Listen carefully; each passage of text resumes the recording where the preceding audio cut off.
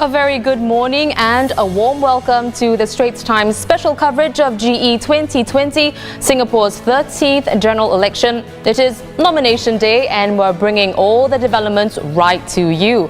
Hello, I'm Olivia Quay. And I'm Elliott Danker from Money FM 89.3. Thank you for joining us. So, there are 11 parties contesting this general election for 93 seats in Parliament.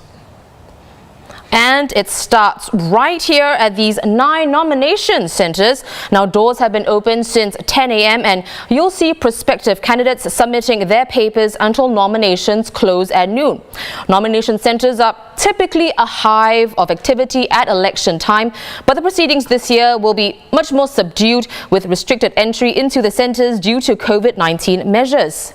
But you know what? We're going to bring you right in the thick of the action, right here at your fingertips. You'll be able to get the latest updates from all 9 centres on this feed. You can also have the option of channel surfing, so to speak, so you can watch the nomination centre of your choice. The Straits Times has a dedicated feed for each image of each nomination centre, and you can find all 9 feeds plus this one on the playlist on the Straits Times Facebook and YouTube pages. As we're going to be with each other for a few hours, we'd like to hear from you as well, so please send in your comments. Okay, so we've been talking about how nomination centres typically a hive of election activity. We are going to head over to the Straits Times microsite. It's an option for you to stay up to date with nomination day proceedings. That's where you can find our live blog as well. Well, the Straits Times reporters are at all 9 nomination centres. Several hotspots in this GE to look out for. Aljun at GRC is again likely to see the hottest contest between the 2 biggest parties, the ruling People's Action Party and the Workers' Party. Aljun's prospective candidates will be filing their papers at Quay Secondary School. Multimedia journalist Renee Poe is there right now. Renee, good morning. What do you have for us? Good morning, Elliott. I'm here at Quay Secondary School, and this is where we'll be expecting candidates from Aljun at GRC, Ang Mo Kio GRC, Marymount SMC and Yio Chu Kang SMC come to file their nomination papers. Now, some of the candidates have already arrived, and I'll be looking out for them and giving you those updates after the close of nominations. For now, we'll take you over to Dylan, who is standing by at Nan Hua High.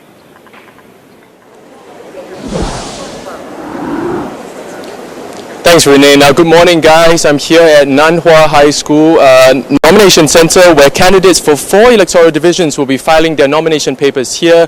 They are West Coast GRC, Jurong GRC, as well as Bukit Batok SMC and Yihua SMC. Now, let's head over to Samcho.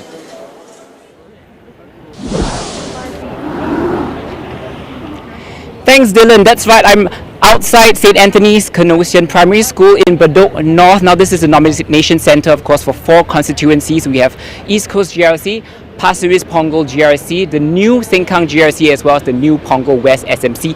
All are expected to be hotly contested, so stay locked on for all the action. But first, over at Gilmart Road, it's Rachel Quay.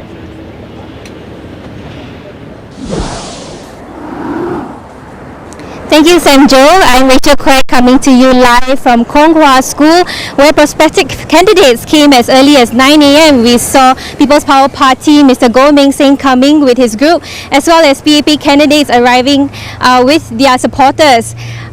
These candidates intend to contest in Marine Parade GRC, MacPherson SMC, Potong Pasir SMC, as well as Mountbatten SMC. Over to you, Kimberly.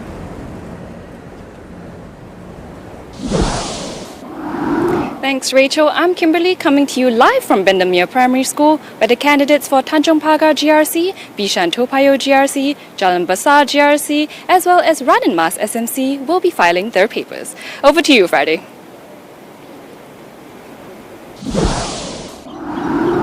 Thanks, Kim. I'm Friday here at Poi Ching School, the nomination centre for electoral divisions Hougang SMC and Tampines GRC. Here to bring the latest on ground to you from wherever you're watching from. Over to you, Brian.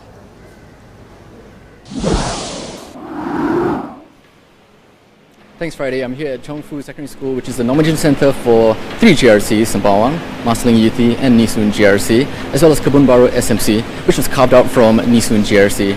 Right now, I'm going to throw you over to my colleague Suen, who's at Methodist Girls' School.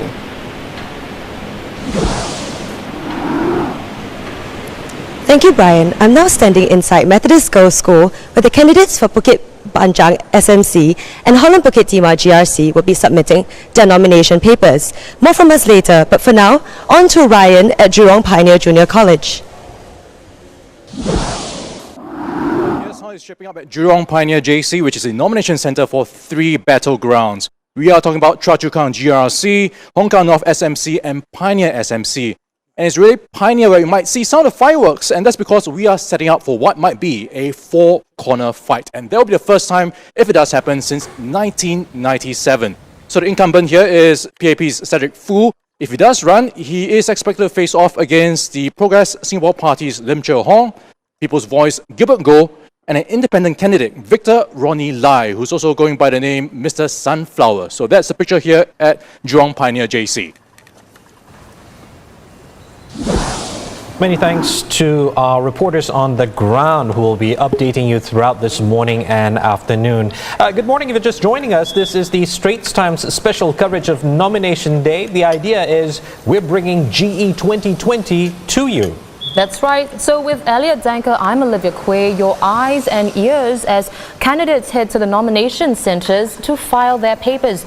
And as you can see, there are 9 centres for this GE, and you can switch to any particular centre throughout the morning. There is a playlist with all the centres on the Straits Times page on Facebook and YouTube, and you can choose the one you want to watch. All right, so here's how it's looking like. Today is the 30th of June, so starting today, after all the papers are filed, there are going to be 9 days of campaigning, and that leads up to cooling off day on July the 9th. And then on July the 10th, it's polling day. That's going to be a public holiday, and that's when you and I will be heading to the polls. We're looking at 2.65 million voters. That's a jump of around 193,000 from the election 5 years ago in 2015. 93 seats in Parliament, okay? You've got 17 GRCs and 14 SMCs we're looking at. A couple of hotspots too. Exactly. So we're looking at a few areas that we should be focusing on, because we're expecting these places to be, hotly contested.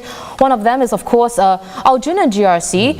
Just over 151,000 voters, and it's been under the Workers' Party since 2011. So this GE, the WP's A team, will be contesting this GRC in Aljunied, led by Chief Pritam Singh, Chairman Sylvia Lim, Faisal Manap, Leon Pereira, and Gerald Giam. And of course, this team is without the former Chief Lau Tia Kiang, who recently announced his retirement from politics. PAP-wise, you're looking at Victor Lai, Alex Yeo, Chan Hui Ye, Chua Eng Leong, as well as Shamsul Kumar. Remember, in 2015, Workers' Party won it by a razor-thin margin, 50.95%. Hotly contested, always the talk. But I think this year, heading into elections, you're looking at a case of really a bit of the action between the east side and the west side of Singapore, because in terms of where the opposition is vying for seats in Parliament. So like the west, right, you've got 146,000 voters. That's a lot. It's anchored. The PAP party over there is anchored by Communications and Information Minister S. Iswaran. Do remember Lim Heng Kiang is set to step down. We're going to take you to some live images of Chong Fu School, where we are seeing Minister K. Shanmugam arrive, obviously to submit his papers. That's right. He's, of course, Singapore's Law and Home Affairs Minister. And our colleague Brian De Silva will have all the updates as to the confirmed nominations over at Chong Fu School. Chong Fu School, of course, is the centre where candidates from Nee Soon GRC, Kebun Baru SMC, that's the new one, Marsiling UT, and Sembawang GRC will be submitting their nomination papers. Yeah, they are, of course, there to submit the nomination papers, and we will start bringing you results, I guess, from about 12 noon onwards. Right, that's when nominations close. That's when nominations close. The action happens all the way till 2 p.m. Lots and lots to give you. You can see, of course, the safe distancing measures being taken by the various ministers. We can see right now, right? Oh, look at the East Secondary School. That's a lot of people over there. That is a lot of people. Right. Obviously, some kind of a doorstop happening. But of course, Dylan, our colleague Dylan Ang is standing by at Nan Hua High School. Dylan, what do you have for us? What's happening over there?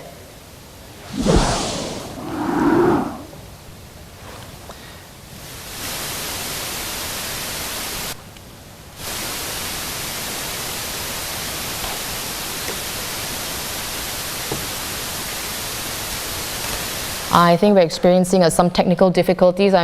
It's expected with 9 centers to keep an eye out for, but we'll be crossing to Dylan as soon as we can.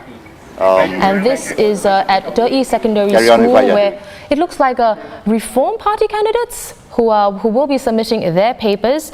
Quay Secondary School is, of course, the center where candidates for Aljunied GRC, Ang Mo Kio GRC, the new Marymount SMC, and Yio Chu Kang SMC as well, and they'll be submitting their papers over there.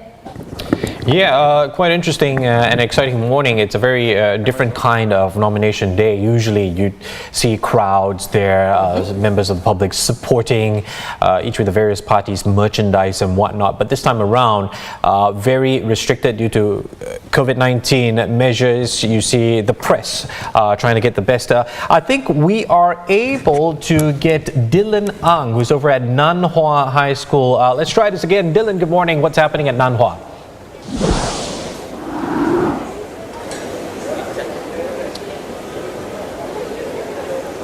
Now, good morning, guys. Good morning, guys. Now, apologies for the technical difficulties earlier. Now, of course, I'm here at Nan Hua High School, and we've already seen the arrival of a couple of familiar faces over here. We have Miss Grace Fu, of course, who is expected to contest to hold on to a seat in Yuhua SMC. She's been holding on to it since 2011.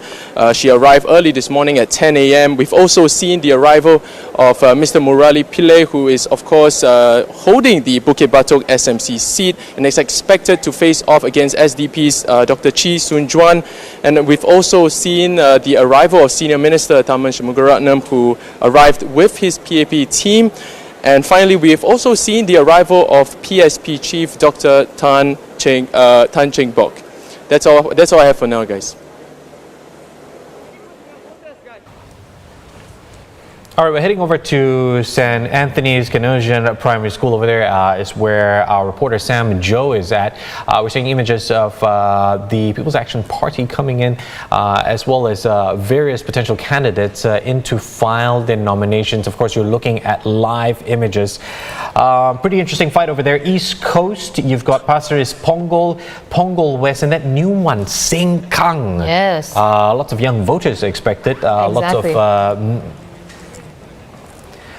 millennials as well. We also saw Teo Chee Hian spotted at St. Anthony's Canossian. We know Teo Chee Hian has been with Pasir Ris Punggol GRC for the longest time. So we have just spotted him over at St. Anthony's Canossian. Yeah, and our reporter Sam Joe will give us the updates as soon as it's confirmed who the candidates are for Pasir Ris Punggol GRC. Okay, so yes, well, let's talk about Sengkang GRC. You mentioned that, it will see a younger demographic, right? Yeah. So, of course, Sengkang GRC, it's the new GRC formed by taking the Sengkang Central Ward from Pasir Ris Punggol GRC and combining it with Punggol East SMC and part of Sengkang West SMC. Sengkang West and Punggol East have traditionally been WP stomping grounds. But first, let's give you some live images over at Bendemeer Primary School, where candidates contesting Bishan Toa Payoh, Jalan Besar, Radin Mas and Tanjong Pagar are filing their papers. This looks like a contingent from the PAP. I believe Dr. Ng Eng Hen was spotted at Bendemeer Primary School a little bit earlier on, and we know Dr. Ng Eng Hen is part of the Bishan Toa Payoh GRC, and he's been there for the longest time. We're also seeing images of Ms. Josephine Teo. Yes, Manpower Minister Josephine Teo, exactly. So I believe it was just yesterday that it was confirmed, the Jalan Besar GRC lineup was confirmed. Of course, it will be helmed by Mrs. Chiu. It will also have Wan Rizal, Heng Chi Hao and Denise Phua as well. Very interesting lineup, that one. And that also is testament to how some of the older guard are sort of making way for new MPs to come on board to take on the seats. And actually, joining back to the earlier point about Sengkang GRC and that demographic, it's so important because we are going into sort of a virtual elections, so to speak. Quay Secondary School is seeing some PSP candidates arriving. Quay, of course, the ground where Aljunied, Ang Mo Kio, Marymount and Yio Chu Kang, that's where the papers have to be filed. Yes, I wonder where they are contesting, because we know Aljunied will likely see the head-to-head fight between PAP and WP. Ang Mo Kio will be PAP, led by PM Lee Hsien Loong, of course, and the Reform Parties are ND2. As for Marymount and Yio Chu Kang, we're getting we don't have so many updates yet as to who will be contesting there. So it'll be interesting to see where this PSP contingent will be putting in their interest. Yeah, it'd be quite an interesting election, and as I mentioned earlier about how you have younger MPs sort of stepping up. This has been talked about for the longest time, that fourth generation leadership, so to speak. So important because you have a demographic of voters that has changed so much. A lot of the campaign is going to be done online. We're going to take you to some live images right now of Chong Fu School, and you can see the security measures being put in place, COVID measures in place as well, gloves, masks, and that safe distancing that's going to be so important. That's something that we're going to be seeing when we go to the polls. 36, we are seeing images of Mr. Tan Cheng. Yes, of course, the PSP's chief, and he is contesting his first GE as an opposition MP. Now, he will be leading the PSP's A team over at West Coast GRC. He is 80 years old, and earlier this morning he was spotted at a coffee shop near Nan Hua High School Nomination Center about 10 a.m. or so. He talked about how he's always happy, he always enjoys the fight, but the thing is, he was expected to contest West Coast GRC. And we're seeing him at the secondary school, so there you go, surprise, surprise. Yeah, I wonder, it brings up the question as to which area he's going to be contesting in as well, huh? Don't forget that with Mr. Tan Cheng Bock comes the other factor of our Prime Minister's brother, Mr. Lee Hsien Loong, and that question that's been circulating online as to whether he will be contesting this general election or not. He has been putting up messages via social media, I believe as recently as yesterday or the day before. He released a video as well. So that's generated quite a stir in the social media sort of sphere, and that's where we're going to see a lot of campaigning happening from after the papers are filed. Exactly. Well, on to your point about Mr. Lee Hsien Loong, he was spotted at the coffee shop earlier this morning opposite a nomination centre, Bendemeer Primary School, and that is of course where his late father, of course our founding Prime Minister Lee Kuan Yew, has had the stronghold in Tanjong Pagar GRC. Yeah. We've got Pritam Singh over at Quay Secondary School. Pritam Singh, of course, is part of the Workers' Party. He has been quite outspoken in recent days, sort of revealing the manifesto of the Workers' Party. We also see Ms. Sylvia Lim there with him as well. Yep. So that it looks like he's definitely joined by the Workers' Party A team, Pritam Singh, Sylvia Lim, as well as Leon Pereira, Gerald Giam as well. And the fifth member of that A team it's Faisal Manap. Don't forget, this is a ground that the Workers' Party won by a razor-thin margin, 50.95% back in 2015. This time around, no Mr. Lau Thia Kiang. There seems to be a bit of a hold-up over at Quay Secondary School. It'll be interesting to see if anything's been forgotten, or is this just a photo opportunity. But yeah, for the fact that there are no supporters this time around, that's probably a security check happening. For the fact that there's no supporters this time around, it looks like everything is okay. Yeah, it looks like they're making their way in. Now, on to the WP. Of course, last October, the High Court found that Pritam Singh, Sylvia Lim and Mr. Lau Thia Kiang had breached their duties towards Aljunied Hougang Town Council. So I wonder whether that saga would sway voters towards the PAP team. Mr. S. Iswaran, someone I spoke to a couple of weeks ago, he is over at Nan Hua High School. You see that safe distancing happening right there, bit of security, photo opportunity, and they are going in. And he is joined by, I believe that was Mr. Desmond Lee, who is the Minister for Social and Family Development. Now, Mr. Lee was actually spotted at the PAP West Coast branch at 8 a.m. this morning. So it was speculated that he would contest in West Coast, but I guess we are seeing him with Minister Iswaran over at Jurong GRC. So I guess he's sticking to his Jurong slate after all. All right, let's head over to St. Anthony's Canosian Primary School. Our reporter Yosam Joe is there. Just a reminder, East Coast, Pasir Ris, Punggol West and Sengkang. That's what we're looking out for this morning over there. Sam, what's happening over there right now? That's right, Elliott. Hi guys, so a lot of candidates have already entered the premises, and we have seen candidates that are expected to show up. For example, from the Singapore Democratic Alliance, we have Desmond Lim Bak Chuan as well as Harminder Paul Singh. They're expected to contest in one of these constituencies. We also saw members of the People's Voice Party walking in. We're not sure who were actually candidates and who were centers, seconders, and so on and so forth, but we will find out shortly. The biggest surprise, I guess, would be seeing Mr. Teo Chee Hean himself leading a PAP entourage from my right side, and they just walked into the gates a few minutes ago. As you know, East Coast GRC, that has been, I guess, PAP's best kept secret as to which minister will be helming this GRC. It was their worst performing GRC that they won in the previous election. So all eyes on who will actually take over, especially after Mr. Lim Swee Se and Mr. Lee Shen have stepped down. So this is a strong indication. Obviously nothing's confirmed yet, but this is a strong indication that Mr. Teo Chee Hean will most likely be helming East Coast GRC. Alongside him, we also saw Ms. Sun Xueling Ling, who is expected to helm her Punggol West SMC, which is her ward that was carved out of Pasir Ris Punggol GRC, as well as Dr. Janul Puducherry was also spotted among the entourage, and a WP Workers' Party bus with candidates like Nicole Seah spotted inside also just entered the premises. So that's all I have for you now. I'll keep you guys updated. Back to you guys in the studio. Over 100, and thanks a lot, Sam. Over 121,000 voters expected at that one, East Coast GRC. Quite interesting. We're still looking at live images of the Secondary School right now. Just to take you to our live blog over at the Straits Times page. People perceive to meet people. Information there as well. It is whether you have people who have a heart to serve people that matters. Thank you. Thank you.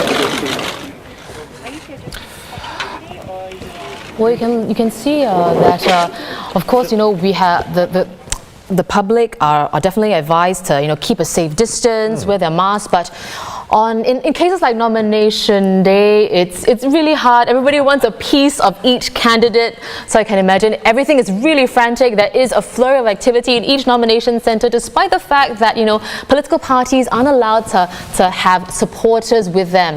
Earlier, and it can be a little bit difficult for us as well, because we're trying to identify the various candidates coming in, but they're wearing the face mask because it's compulsory. But we did see Mr. Lim Boon Heng a little bit earlier on.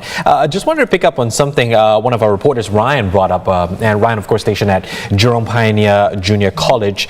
He talked about that potential four-way fight since 1997. The independent candidate, Mr. Victor Ronnie Lai, he's a 65-year-old retired financial consultant. He has arrived, or he was spotted arriving alone earlier this morning. He's known as the Sunflower Man. Right. He's wearing yellow, by the way. Very apt. Okay, so let's go now to St. Anthony's Canosian Primary School, and we can see a PAP contingent. I spot Ms. Cheryl Chan, I spot Dr. Maliki Osman. They are likely the team, of course, that will be running for Pasir Ris Punggol.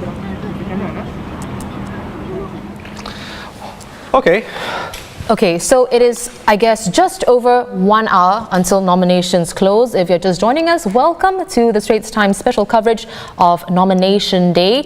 I am Olivia Quay, joined by Elliott Danker from Money FM 89.3. So Elliott, as you know, we are winding down to the deadline where candidates have to submit their nomination papers. Here's what usually happens at each centre for the benefit of our viewers.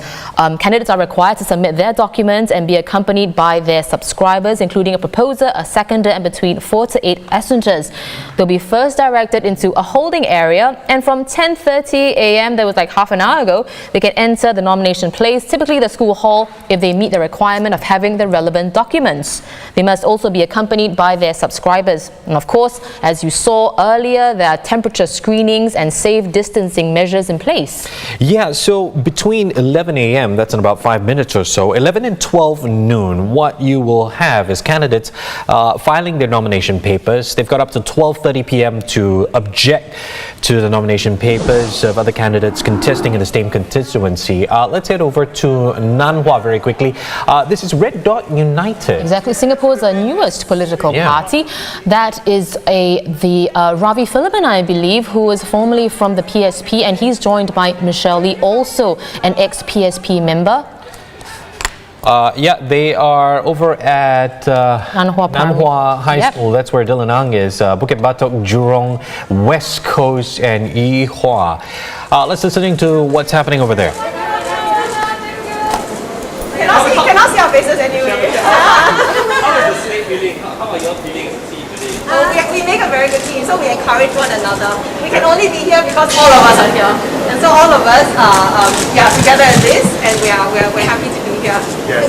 It's a kind of against the odds that we're even standing here today. It's been very difficult actually just to get here.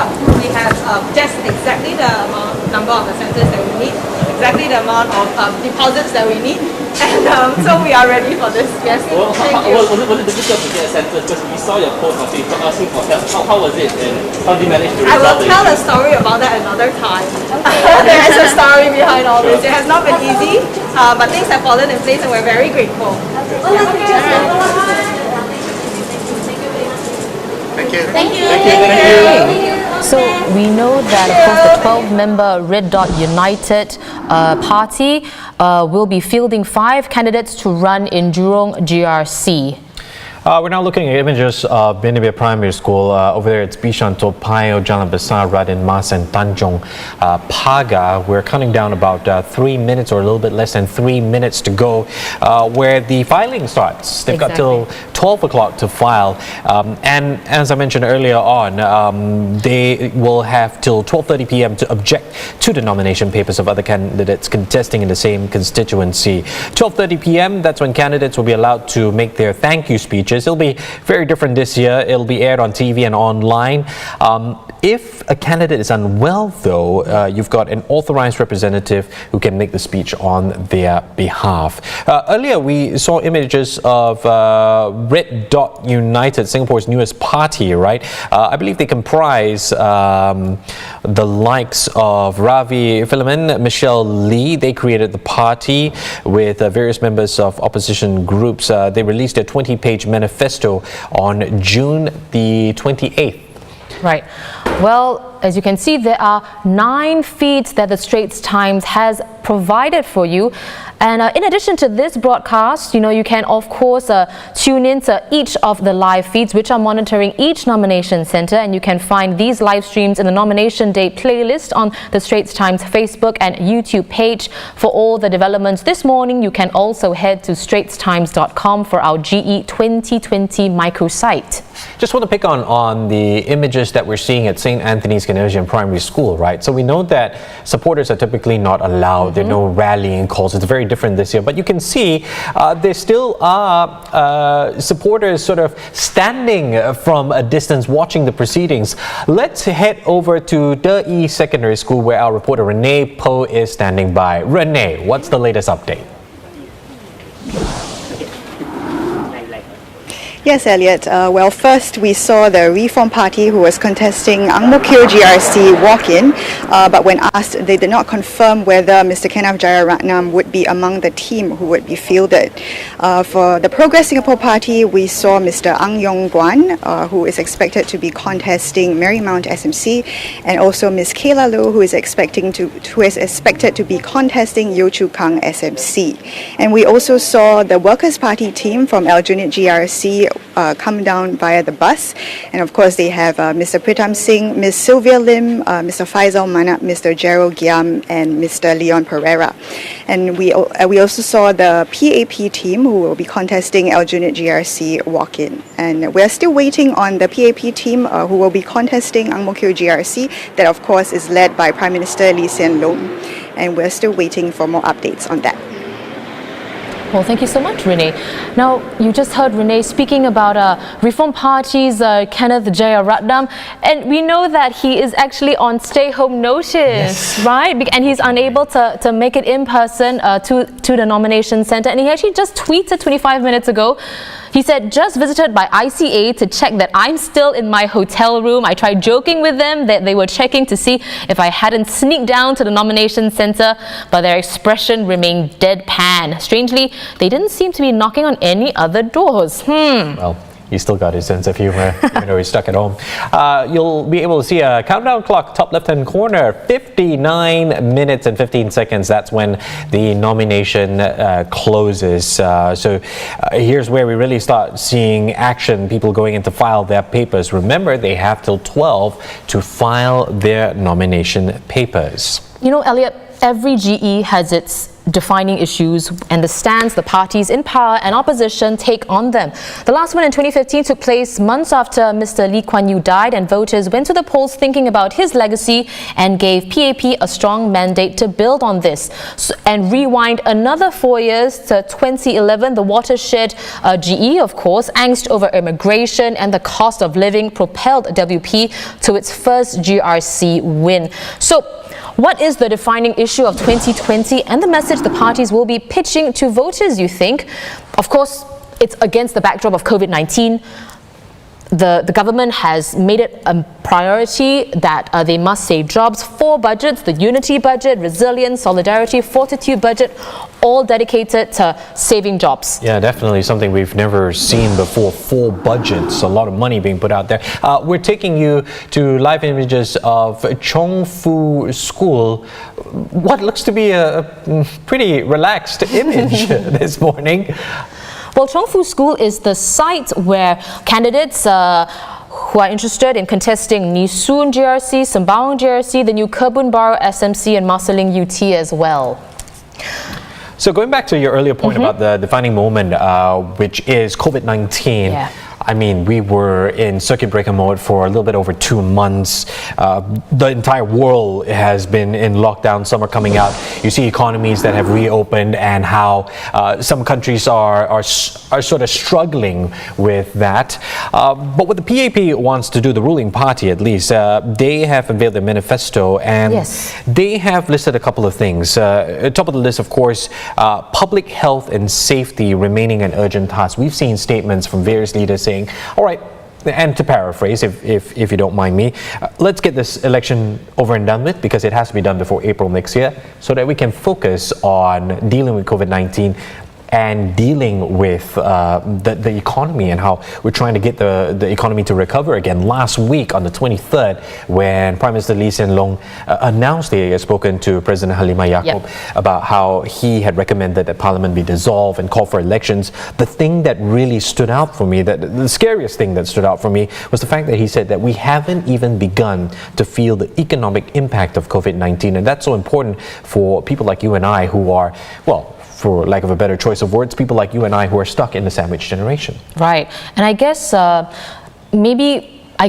in this election we will see the PAP putting or rather, I guess, maybe assuming or betting that Singaporeans will want continuity rather than risk instability during these very uncertain times. You know, the PAP will go into the election pointing to how it has been able to display good and clear leadership during this crisis. Job support is another thing that they'll be banking on. But on the other hand, you know, the Workers' Party chief Pritam Singh, for example, said in Parliament this month that his party has refrained from publicly criticizing the government's handling of COVID-19 so the country can present a united front against the virus. But political observers say that, of course, the gloves would come off once campaigning starts in full force.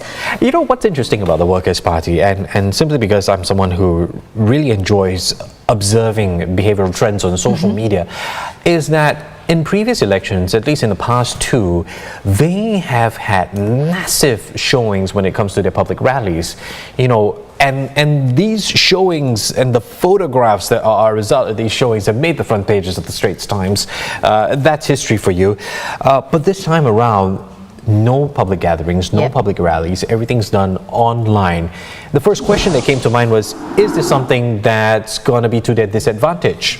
Well, not quite. They have released a bit of a video that's been compared to a sort of a Netflix production of the lineup of all their candidates. Again, if you are just joining us, thanks a lot for joining us to our Straits Times coverage of Nomination Day. If you're wondering what's going on screens, these are live images of the various nomination centres, the various parties walking in, observing safe distancing rules in the lead up to filing their nomination papers. They have 54 minutes more to do so. Yep, that's right.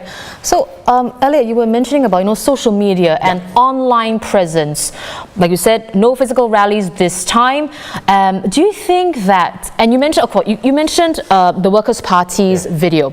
So, do you think that the fact that political parties now they have to predominantly rely on the online medium, do you think that will hurt or help the opposition?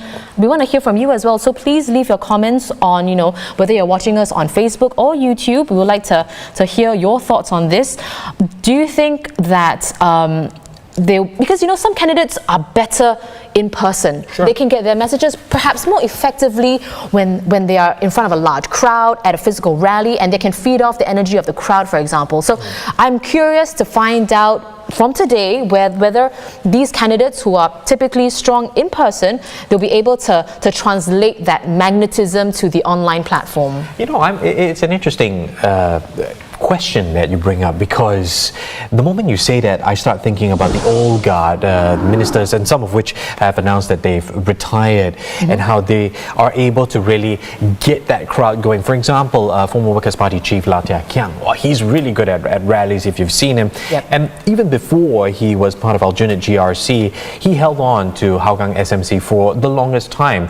I have friends who live there, and they describe him as like a friendly uncle, someone they can relate to going around the coffee shop. And that's a photograph, or a type of photograph, that tends to appear every election. This time around, you got to be really careful with that, because the rule is 5 and 1. So 5 people in a group, 1 meter apart.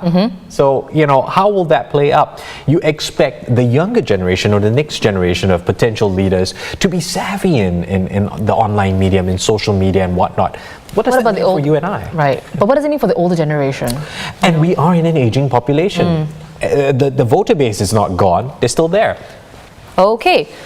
We have, as you can see, we have our colleague Ryan Huang standing by at Jurong Pioneer Junior College. Ryan, what do you have for us? JC, and of course, it is quite different this year with what's happening with COVID-19. There are restrictions in place for supporters, so I had to walk a long way out. It's a 7-minute walk to the entrance to capture some of the scenes that are happening outside the school. So we managed to catch some of the PSP candidates coming in: Francis Yuan, Haming Wah, Abdul Rahman Muhammad, and Chu Sean Ming.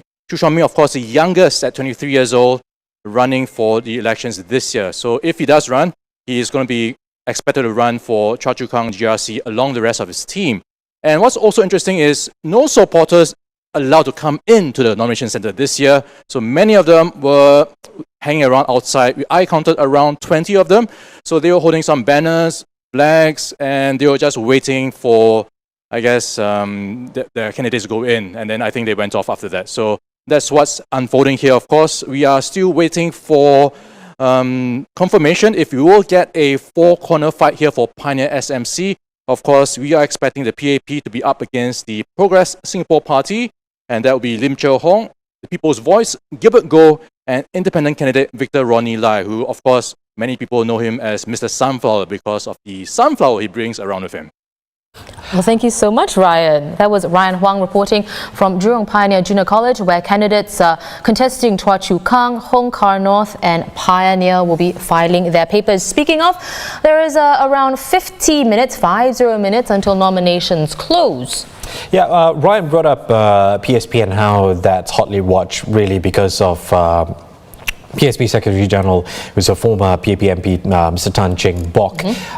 Their manifesto that was released a couple of days ago, 13 pages, focused on three broad areas: economy, social and politics. But if you look at the various manifestos of all the parties, you see how they have put job priority on the forefront for Singaporeans. PSP also wants more support for local SMEs, and very interesting, more affordable homes, a timely topic when you consider some of the HDB flats around Singapore in the older estates, a good 50 years or so, or some even more. If I'm getting that number wrong, I do apologize for that. But definitely topics that people like you and I, and every other voter, will be very curious to find out more about. Right. And of course, in every GE, the opposition calls for a greater representation in Parliament. But changes to the Constitution in 2016 will guarantee that there will be at least 12 opposition MPs in Parliament if there are fewer than 12 elected opposition members. And of course, these non-constituency MPs will also have full voting rights. Okay, so our colleague Suen Chiao is standing by over at Methodist Girls' School, where candidates from Bukit Panjang, Holland Bukit Timah will be filing their papers. Suen, what do you have for us? Thank you. So over here at MGS, there's been a bit of a surprise, particularly on the opposition side. So particularly in the case of Mr. Tan Ji Se, who was the former Sing First chief until it dissolved just under a week ago. So other than Mr. Tan, other surprises include Mr. James Gomez, who had not been walking in the particular constituency prior to today. There has also been a little bit of a surprise in the form of an independent candidate, Mr. Wee Boon Yew, who is a 79-year-old perennial candidate who has run for both general elections as well as presidential elections, but has never been successful thus far. That's all from us now. Thank you. All right, thanks a lot, Suen, who's reporting live from Methodist Girls' School. I'm just reading on the Straits Times live blogger that SDP Chairman Paul Tambaya has arrived at Methodist Girls' School as well. That was earlier, just probably a few minutes ago. And of course, let's go to, this is live images from Quay Secondary School, where Prime Minister Lee Hsien Loong has arrived to file his papers to contest Ang Mo Kio GRC. Yeah. We are going to listen in to the proceedings there, but you see him there with Mr. Daryl David, as well as new candidates that are going to be. Can you say a few words? How do you feel on this nomination day? My temperature is fine.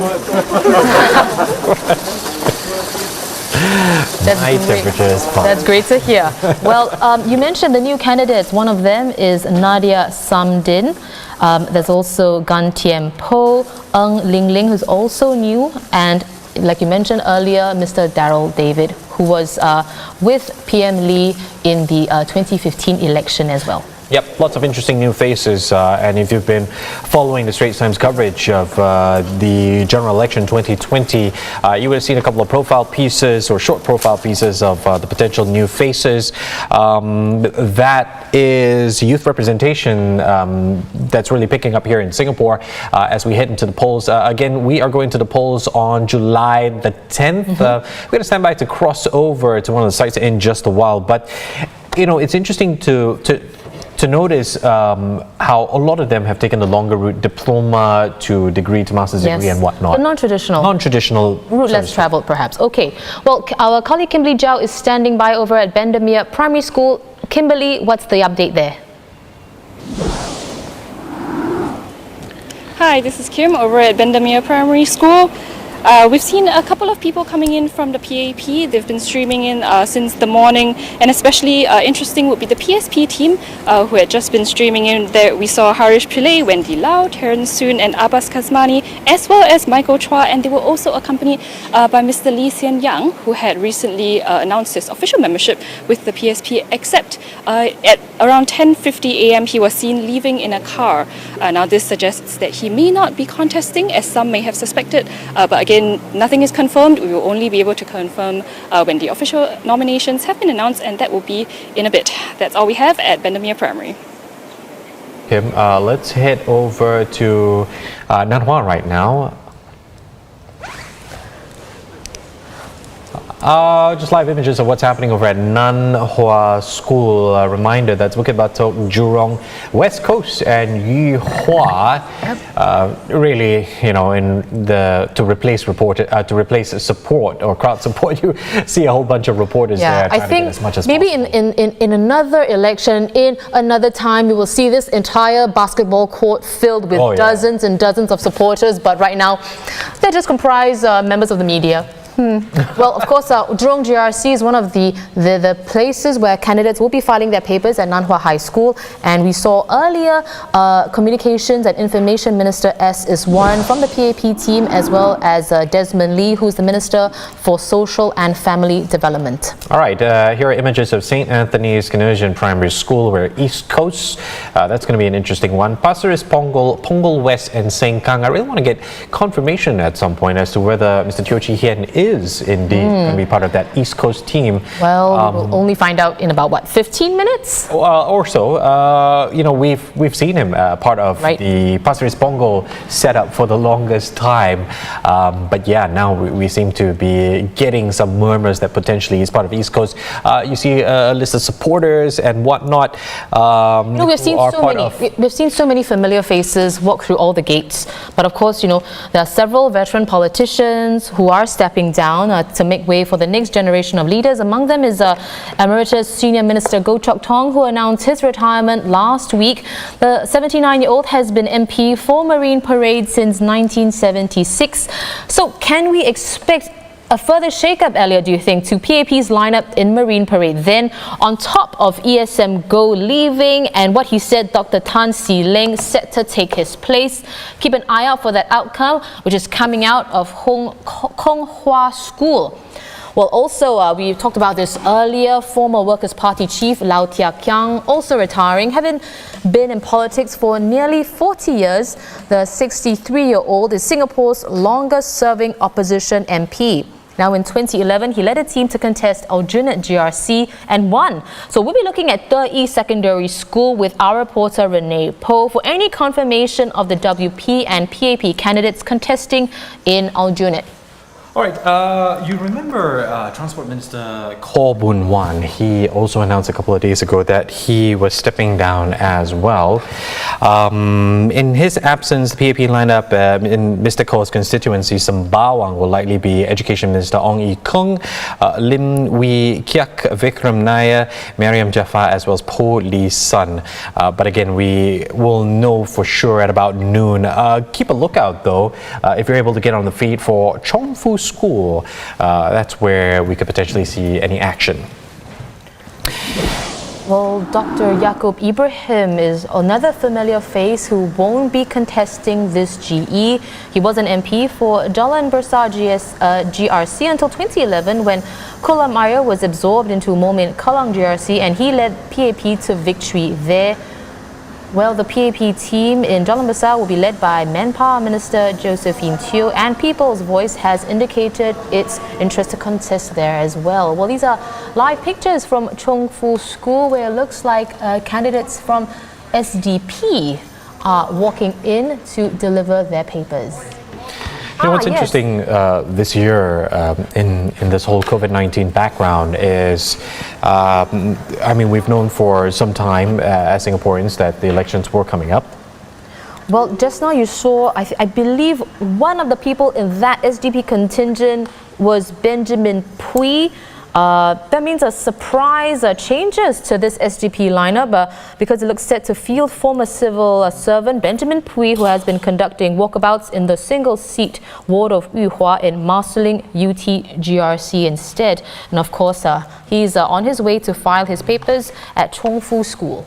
Okay, so we're talking about the COVID-19 backdrop and how it's a pretty interesting year, the way things are shaping up. Two of the things you would have noticed, questions over our Prime Minister Lee Hsien Loong, whether or not this will be his final term as Prime Minister. It looks quite likely. It will be his fourth one. And we have seen, and the reason I bring this up is because we have seen since the start of the year, since budget 2020 was announced on the 18th of February, how Deputy Prime Minister Heng Swee Keat has somewhat stepped stepped up and he has been sort of leading and making a lot of,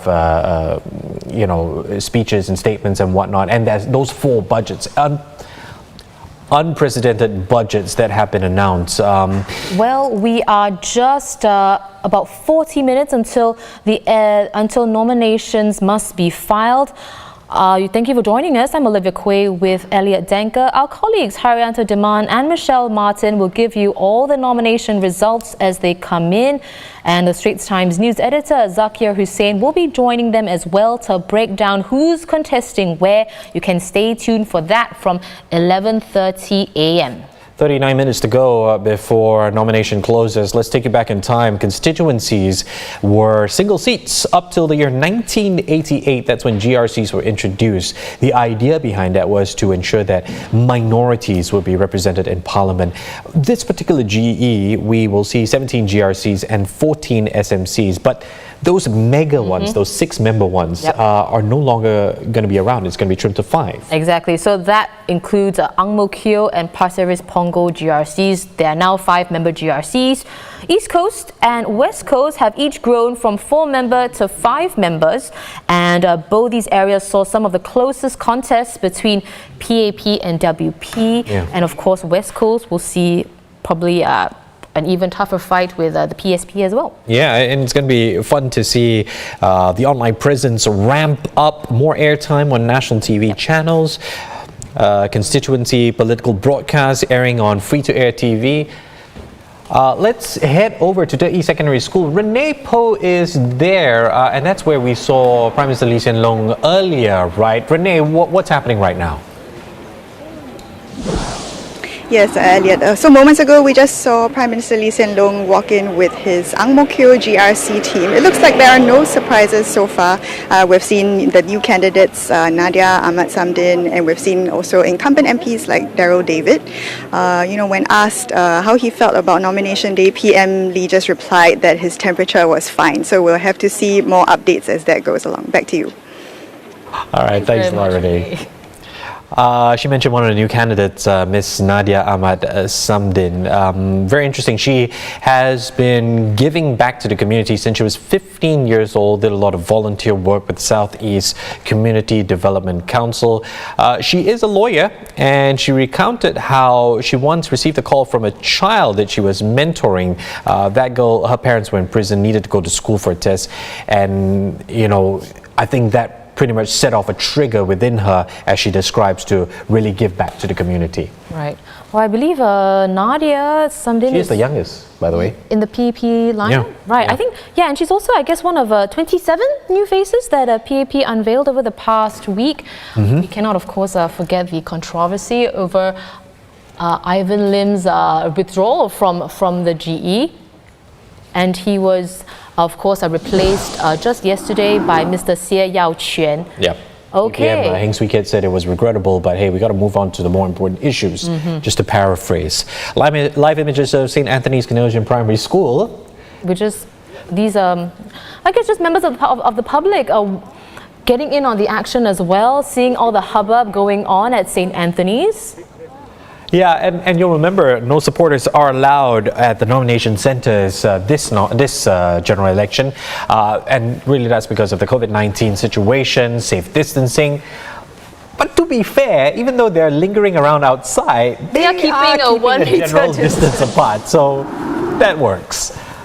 Wow, I don't think these people are keeping a 1 meter distance, that's for sure, over at Chongfu School. Yeah, it looks like a hive of activity. They're looking at notice boards. I can only assume that there could be some level of confirmation of which party is filing to run in whichever constituency. But you know what? From 11:30, when we head over to Michelle Martin and Hairianto Diman, I'm sure they'll be able to break it down for us. I think they'll be paying a special attention because Chongfu School is where candidates for, of course, the new Kebun Baru SMC will be filing their papers, and it'll be interesting to see, I guess, whether it's confirmed that incumbent MP Henry Quay, whether he's going to be running definitely in Kebun Baru, and of course on the opposition side there is Kumaran Pillai from the PSP. That's Brian De Silva somewhere there in that grey shirt trying to get in on the action. You know what? This isn't the first. This isn't the first elections that are held during a pandemic. We'll fill you in on that in just a bit. But first, looks like we are getting some updates from Rachel Quack over at Konghua School. Rachel, good morning. What's happening there?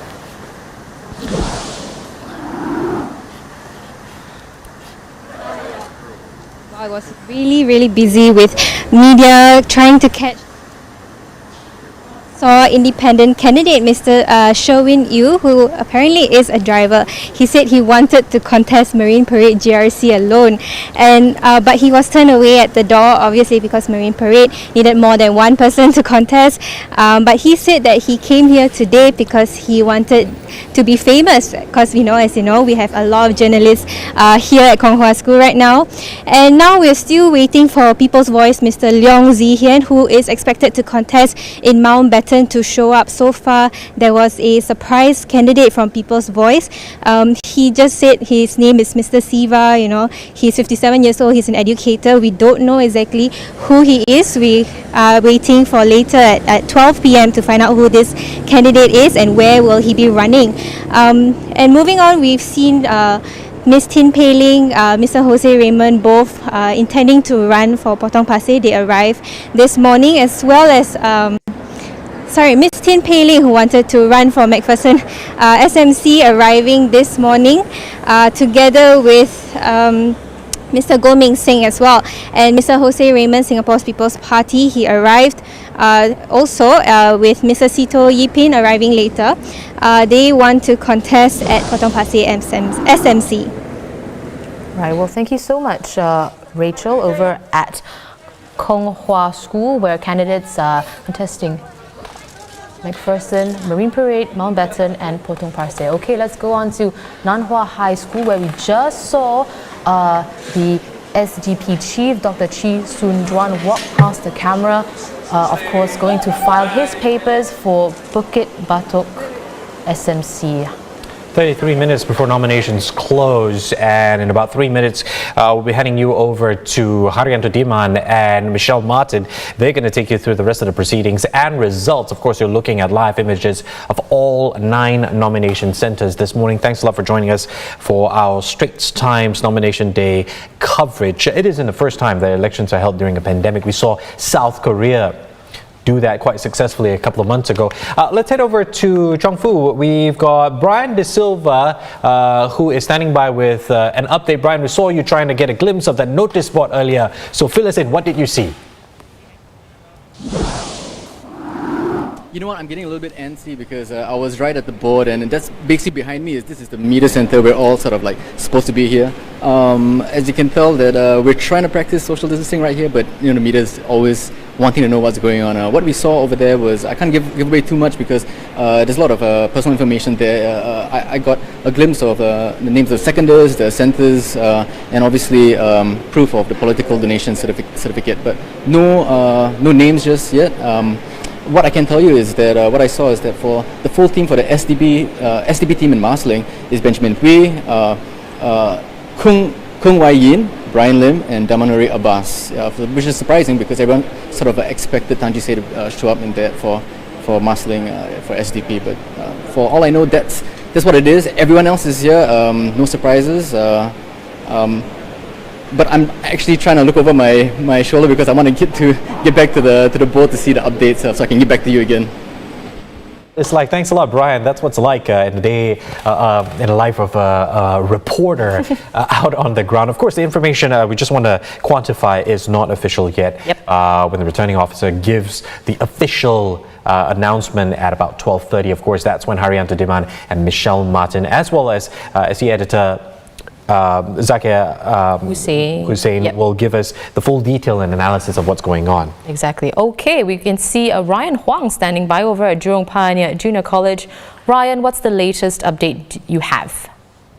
Hey guys, surprise twist in the Pioneer SMC area. So it looks like Mr. Sunflower did not get enough assenters, so he's gone home. And he says he might come back later on. But instead, there is now a mystery new candidate, and that is an independent candidate, Chang Peng Hua. And it looks like he has gotten enough assenters. So there is a new hat in the ring for Pioneer SMC. And we are still looking out for the People's Voice, Gilbert Goh. So no voice yet from People's Voice. So that's something we are still watching out for. And we were all talking about how we might see a four-corner fight at Pioneer. So that is still shaping up now in a different way. So that's something we are tracking here at Jurong Pioneer JC. Many things happening for Pioneer SMC. We'll find out in 30 minutes if we'll get that four-cornered fight or not. You know what? Please continue to tune into this feed because we're waiting to find out who's going to be contesting each constituency. We'll find out proper at about 12:30 p.m. That's right. So just about 30 minutes till nominations close. We're waiting to find out who will be contesting in each constituency. Of course, Hairianto, Diman and Michelle Martin will be bringing you all the results as they come out. I'm Olivia Quay with Elliott Danker. Thanks for joining us. The coverage continues on the Straits Times.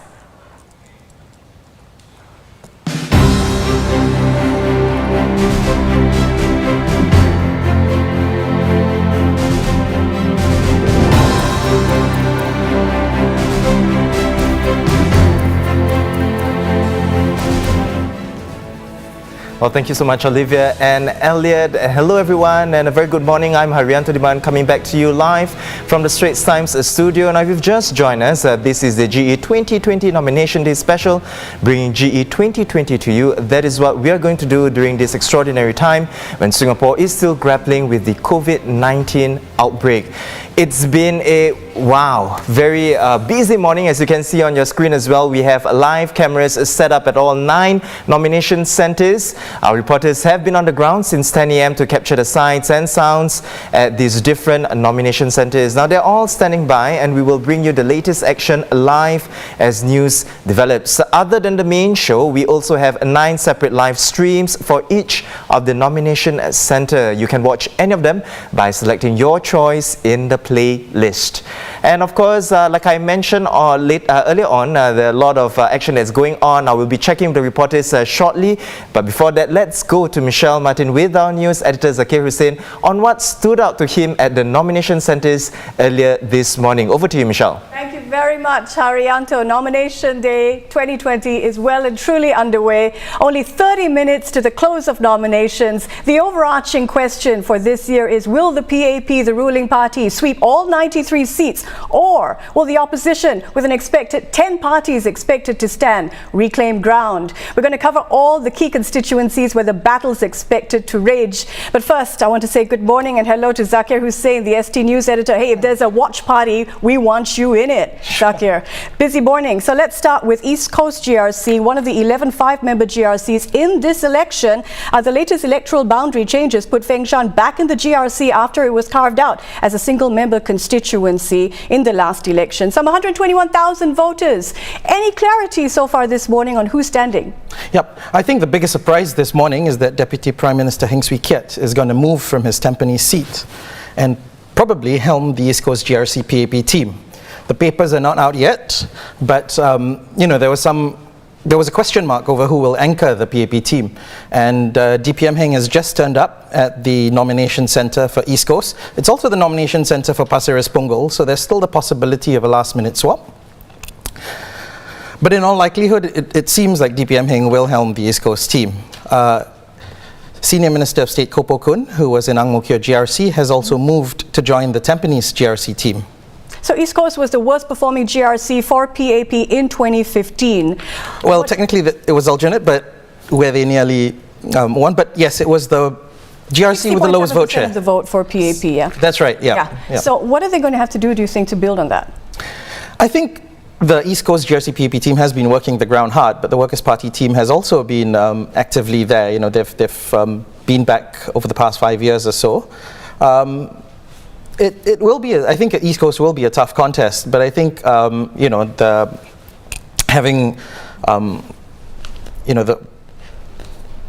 likely Singapore's fourth Prime Minister, DPM Heng, in there is likely to make voters reconsider again. Absolutely, that is a strong anchor, isn't it? Zakir, I want to move to what is expected to be the hottest ground between the PAP and the opposition Workers' Party. Al-Junaid, the Workers' Party, expected to defend its first and only GRC win with its A team. Will the PAP field and therefore risk a similarly strong team? I think the PAP's decided to largely retain its team that, three of its team members were there in 2015. They've had two new folks who've been walking the ground, actually, sorry, three, Alex Yeo, Shamsul Kama and Chan Hui. So they've been there for the past 4 years now. And I think residents know them. But it's not going to be an easy fight as well, because the WP's decided to retain Chairman Sylvia Lim and Secretary General Pritam Singh in the GRC as well. But at the same time, WP's undergoing leadership renewal, so Mr. Loh Teck Yang stepping down, Mr. Chen Chomao stepping down, but Mr. Leon Pereira and Gerald Giam, who formerly led the WP team in East Coast, have gone to Al-Junaid, and I think it's a sign that they do want to anchor Al-Junaid as well. I think a sign of sort of possible anxiety was seen the other day when Mr. Pritam Singh kind of spoke of the potential of a 93-0 wipeout for the PAP. Yes. Okay, Zakir, you're not going anywhere. Zakir Hussain, Straits Times news editor. But for now, it's back to you, Hairianto. Well, thank you, Zak, as well as Michelle. Now, for those of you who have just joined us, of course, this is our Nomination Day special. Now, this is Singapore's 13th general election since independence. A total of 93 seats are at stake in 17 GRCs and 14 SMCs. As you saw from our coverage earlier, this year's proceedings are much more subdued due to the COVID-19 measures. On past nomination days, party supporters would gather at nomination centres to cheer for their candidates. But this is not allowed this year. Let's check in again with Michelle for Zakir's take on how different the proceedings are today. So, Zakir, this has been termed the COVID election, obviously very much more subdued. We're used to hearing the cheers of supporters, jeers sometimes even. How do you think the COVID-19 restrictions have changed nomination day this year? I think it's been a drastic change. The fact that everyone's had to use safe entry to enter the nomination centres. One of the nomination centres this morning, I believe, had a slight hitch because the temperature taker wasn't there yet. So, although it was a little early still, that's a key role. Yeah, that's a key role. So the temperature taker is the key person.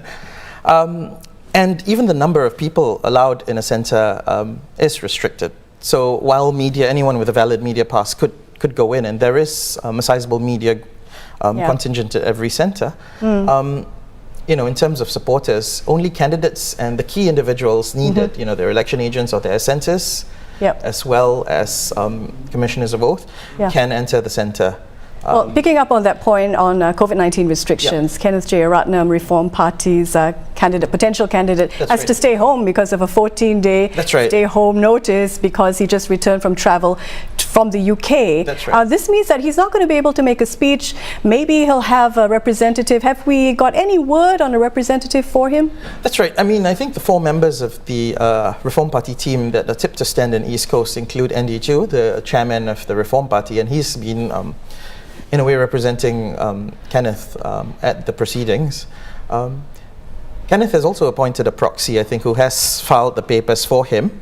On polling day, I think his stay-home notice should have been served. But, so while he can't make that speech, I think he has been appearing on the internet and on webinars and so on. And I think that's likely to continue throughout the campaign. So in a way, it's a COVID election, and yes, there are restrictions, but where previously, if you wanted physical rallies and a large audience, you could only do it within the rally time belt, 8 to 10 every night. You can have something on around the clock. You can record anytime. You can reach out to voters online anytime. Indeed. Well, speaking of the clock, we are about 20 minutes away from the close of nominations, about an hour away till the close of that deadline for any contest that candidates can raise against another candidate within their constituency. What do you suppose is going through potential candidates' minds right now? I think, I guess just the hope that their papers are in order and they're waiting, for the notices of contested election to be posted up on the notice boards. I think we're seeing some of the notices come in already, especially for the single seats. And we'll see. Yeah. I mean, it is a reality that there can be a contest. It happened in 2011, didn't it? That's right, yeah. So in 2011, I think the SDP team contesting Holland Bukit Timah GRC raised an objection over then PAP candidate Sim Ann, because she'd just left the civil service, and they'd argued that she was still, a civil servant because she quit less than a month before the nomination day. So yes, that query was raised, but as it turned out, I think she clarified later that she had, you can sort of pay pay off your notice period, right, to leave a job early, and I think that's what she did. In 2015 also there were glitches raised. I think the Reform Party team contesting West Coast GRC did not tick, if I remember correctly, the box as to whether they were contesting in a did not tick one of the boxes, and Minister Iswaran actually pointed it out to the team, and there was enough time for them to make the amendment. They couldn't just make the amendment on the spot though, because it had been verified by a commissioner of oath, so you need to kind of do it again and get all sorts of drama can happen. That's right. In this window, it's a critical window. We're going to hear more from Zakir Hussain in just a while, but for now, it's back to you, Hairianto.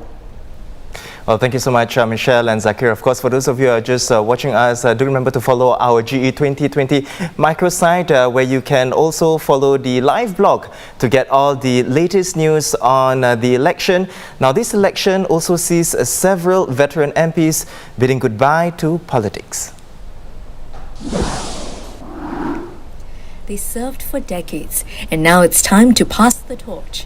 Several veteran politicians are stepping down to make way for the next generation of leaders. Among them is Emeritus Senior Minister Goh Chok Tong. Mr. Goh announced his retirement in a letter to Prime Minister Lee Hsien Loong.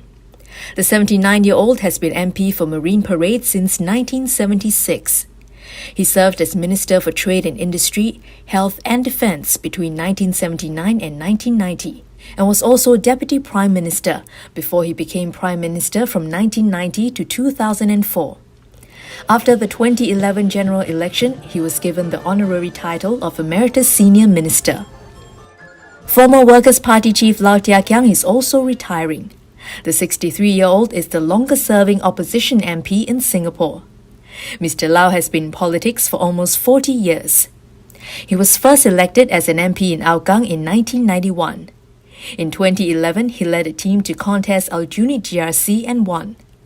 In 2018, he stepped down as WP's Secretary General, making way for Mr. Pritam Singh.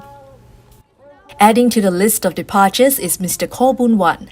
Mr. Khaw entered politics in 2001 as an MP in Tanjong Pagar GRC. In 2006, he joined Sembawang GRC. During his 19 years of service, Mr. Khaw tackled issues like SARS, housing woes and train breakdowns. He served as Minister for Health, National Development and Transport. After 23 years, Dr. Yaacob Ibrahim is leaving politics. Dr. Yaacob entered Parliament in 1997 and was an MP in Jalan Besar GRC. In 2011, he led the PAP team to victory in Momeng Kalang GRC.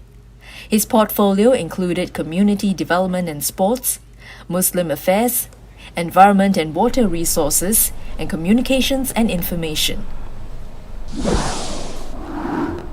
You're watching the Straits Times live coverage of Nomination Day 2020. I'm with Zakir Hussain, Straits Times news editor. Zakir, let's touch on the theme of renewal for parties. ESM Go not standing this year. What is that going to do for Marine Parade slate? I think the Marine Parade slate's comfortably strong, actually. I think while ESM Go's leaving came as a surprise to residents, I think, he'd been out of really retired from active politics for almost a term. You've got strong members in the Marine Parade slate. Senior Minister of State Edwin Tong, Speaker Tan Chuan Jin, and Mr. Goh's replacement in the constituency, Mr. Tan Si Ling, is pretty strong, I'd say.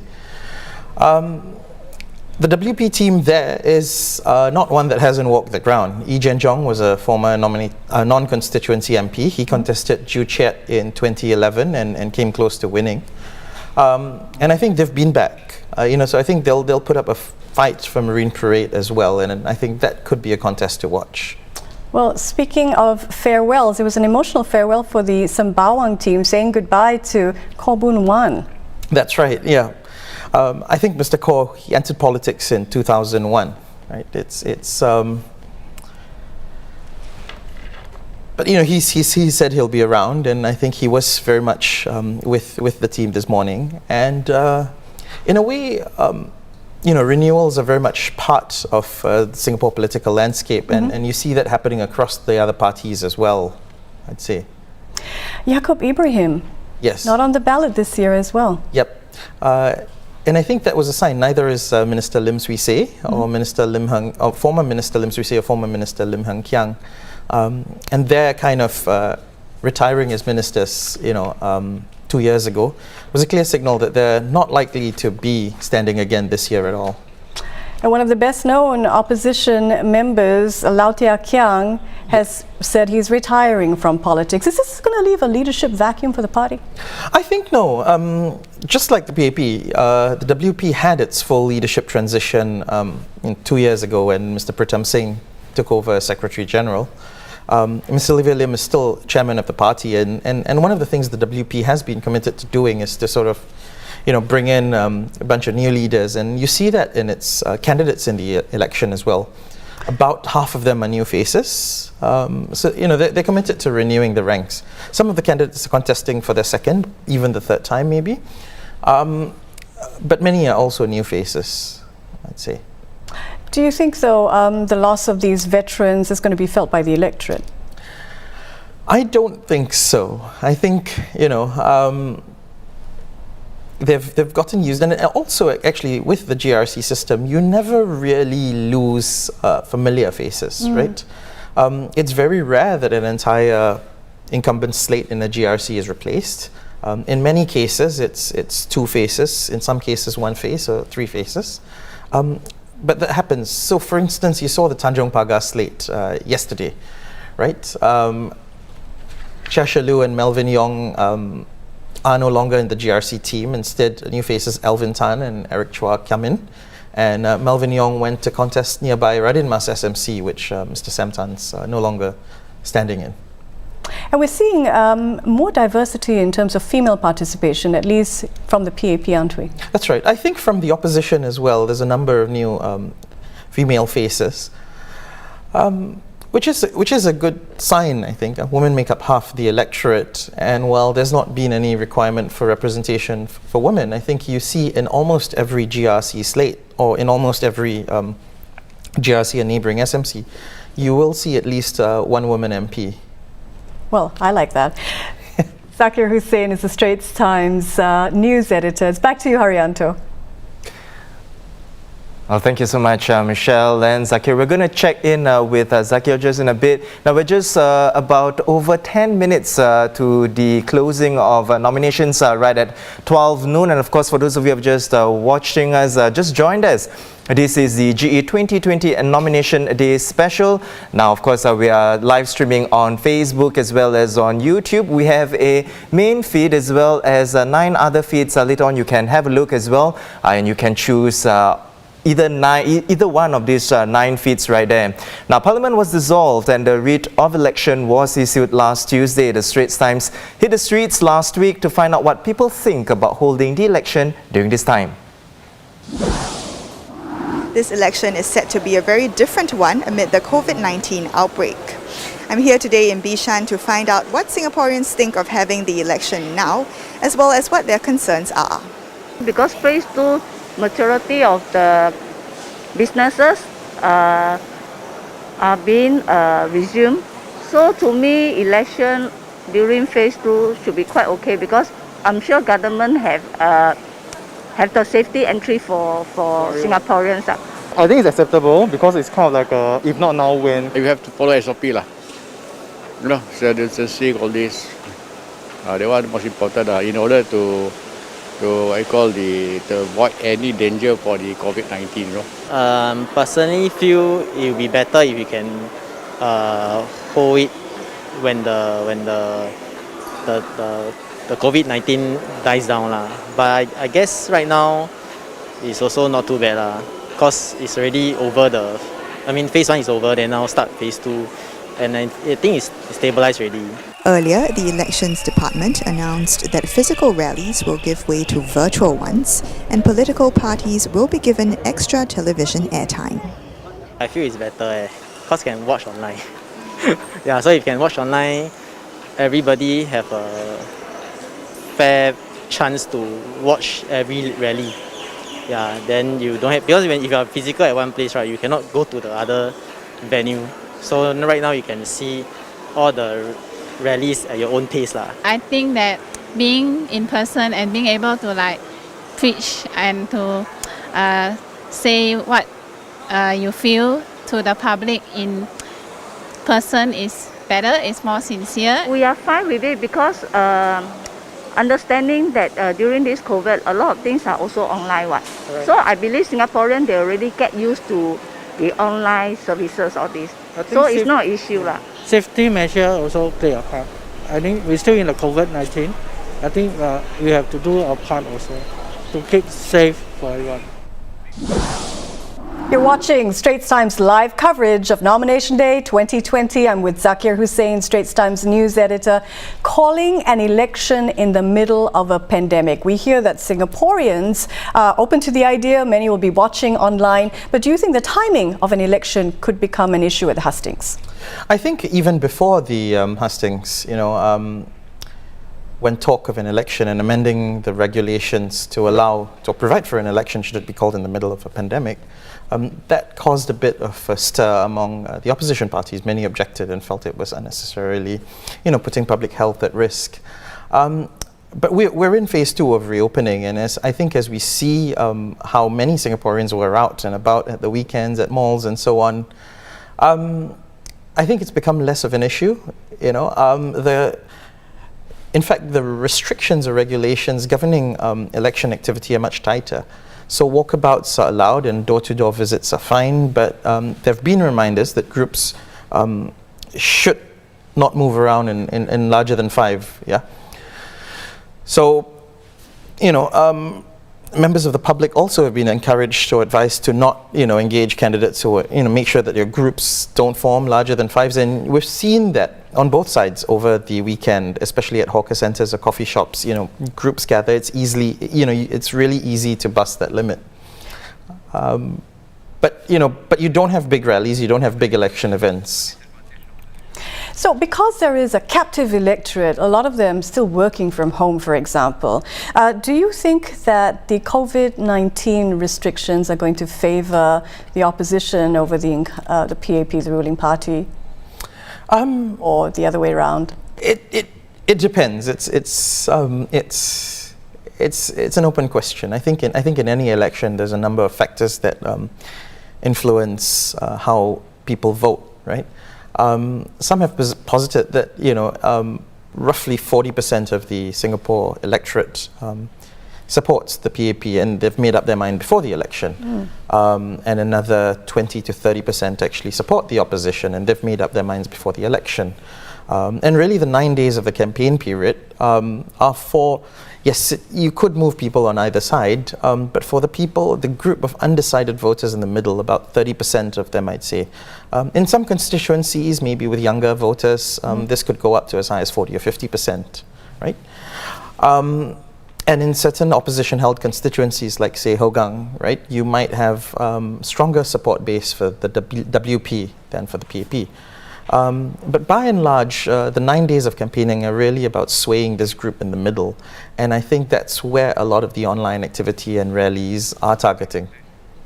And I think people have not yet made up, a lot of people still have not yet made up their minds, I think. Yeah. So do you think then that the party who is savvier online, I don't know if you've seen these videos where candidates come across as unscripted and they're sharing their life stories in a very authentic way. Do you think online savviness is going to be a defining factor for these elections? Again, it's hard to say. I think online 7 will play a part because people do look at first impressions, and especially for people who you may be working from home and or you may be out there. If you've not had the chance to encounter the candidate face to face, might be hard for you to gauge the sincerity, the commitment, and make an assessment, and even ask them questions about what they plan to do for your estate. I think for a certain group of younger voters, perhaps who spend more time online and are savvy, some of these sentiments could sway, how they vote, I'd say. But I think, by and large, most voters would want to look at both sides, both candidates, and assess who makes, a more convincing pitch to them. Yeah. Yeah, and I think it also depends how much they weigh, voting for the candidate as against voting for the party. Right, many people might vote based on party lines, but many people are also, especially those in the broad middle, are looking to see which of the candidates might better be able to represent them or speak up for them. And I think that's why you see some of the very last-minute candidate switches happening at the Hustings. For instance, we've just got confirmation that Paul Tambia from the Singapore Democratic Party, he had been tipped to stand in Holland Bukit Timah GRC. He's now moved to Bukit Panjang single seat, where he'll be up against PAP's Liang Eng Hua. Now, Mr. Liang's been in Parliament for 3 terms now. He's not a new face, but it's a new constituency for him. So it could be an interesting fight.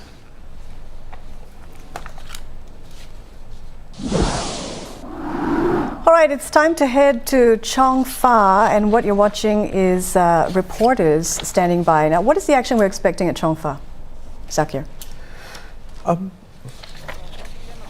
Sorry, which are the constituencies at Chong Fu? Seeing Chong Fa.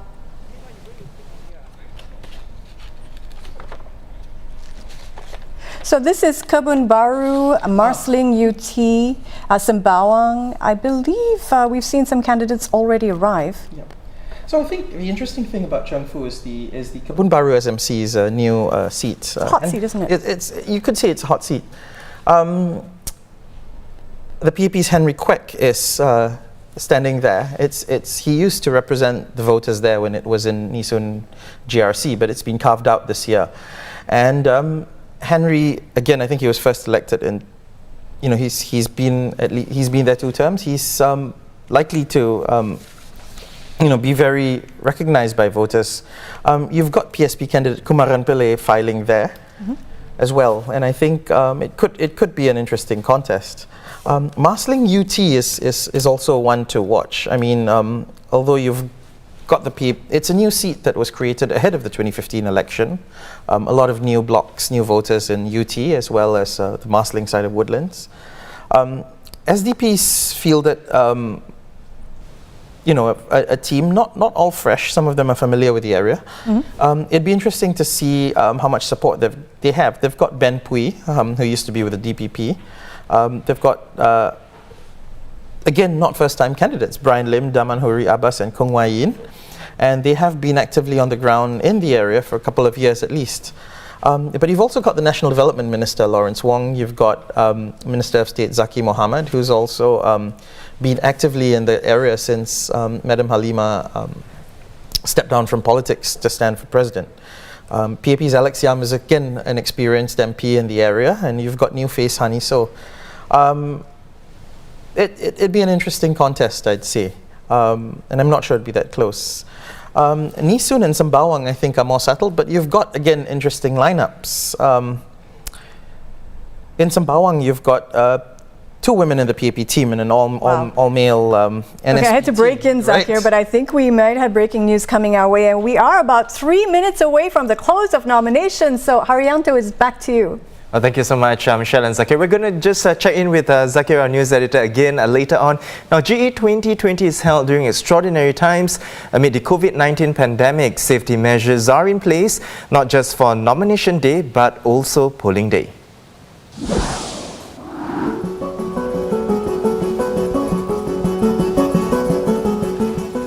Before you leave the house, look for the recommended 2-hour time slot on your polling card.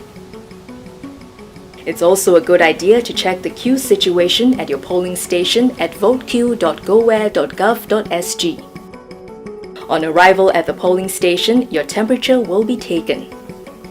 Anyone with a temperature of above 37.5 degrees Celsius will be refused entry. Once you're inside, stand 1 meter apart from others at all times. When it's your turn, you'll be asked to show your NRIC and lower your mask for verification. And scan your NRIC to register electronically.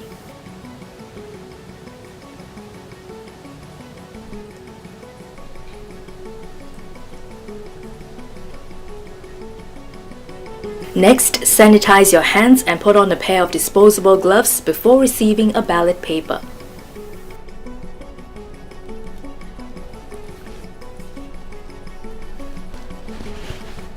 Use the self-inking pen provided or bring your own pen to mark the ballot paper. Voting booths and pens are sanitized regularly.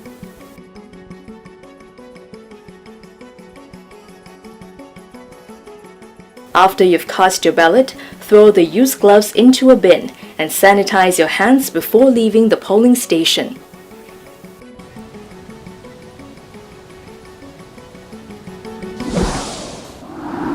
Well, it's 12 noon. The nomination filing is officially closed. Of course, you can follow our microsite, GE2020 microsite, and of course, follow our live blog for the latest election news. Now, I'm curious as to what's going to happen now that the nomination filing is already closed. Let's go back to Michelle and Zakir. I'm curious too, Hairianto. So Zakir, that's it. Nomination window closed, but half an hour left for the window to contest. So what happens now? So right now, what happens is candidates do have some time to kind of check, inspect the forms that have been put up. Some of them have been put up a little earlier. And at the same time, I think there's some window for appeals or objections to be raised. It appears there might be a question mark over the PSP's Tanjong Pagar team. We're not sure what the latest is yet, but it appears that there might be an issue with the form. Remind us again what the grounds are for objecting to a candidate. The ground usually incomplete submissions or forms. Those are usually a common ground. Other issues could be the fact that maybe the assenters do not live in the GRC or so on, because that's a requirement, or that there may be issues with some of the details, for instance, if they're incomplete. But usually, I think if we see what happened in West Coast the last time, the inclination is to allow for time, to make these adjustments. I think both sides, Singaporeans, I think especially for the past 2-3 elections, Singaporeans do want to get, to exercise their right to vote. And I think if there is a walkover in any one constituency this time, I think there'll be some disappointment. Remind us again the key issues on the ground at Tanjong Pagar. Walked over for so long, but so almost twinned in people's minds as the district, twinned with Lee Kuan Yew's legacy, That's right. of course. Yep. And I think, the last election, GE2015, the first time that seat was contested, the PAP team did quite creditably, I think 78% of the vote against a new Sing First team. At the same time, I think a lot of voters in the GRC are senior citizens. There's a huge aging population in Tiong Bahru, in Henderson, Dawson, and some of the older estates. But there's also been considerable rejuvenation there. And I think the GRC extends to Holland Village, right? So Buona Vista, Minister Chan Chun Sing's area, does have a lot of young families, and some of the developments, including new flats in the Dawson area and so on, do have a lot of young families. And I think the concerns over jobs, over the economy, as well as are still there, and I think apply for residents there as for elsewhere.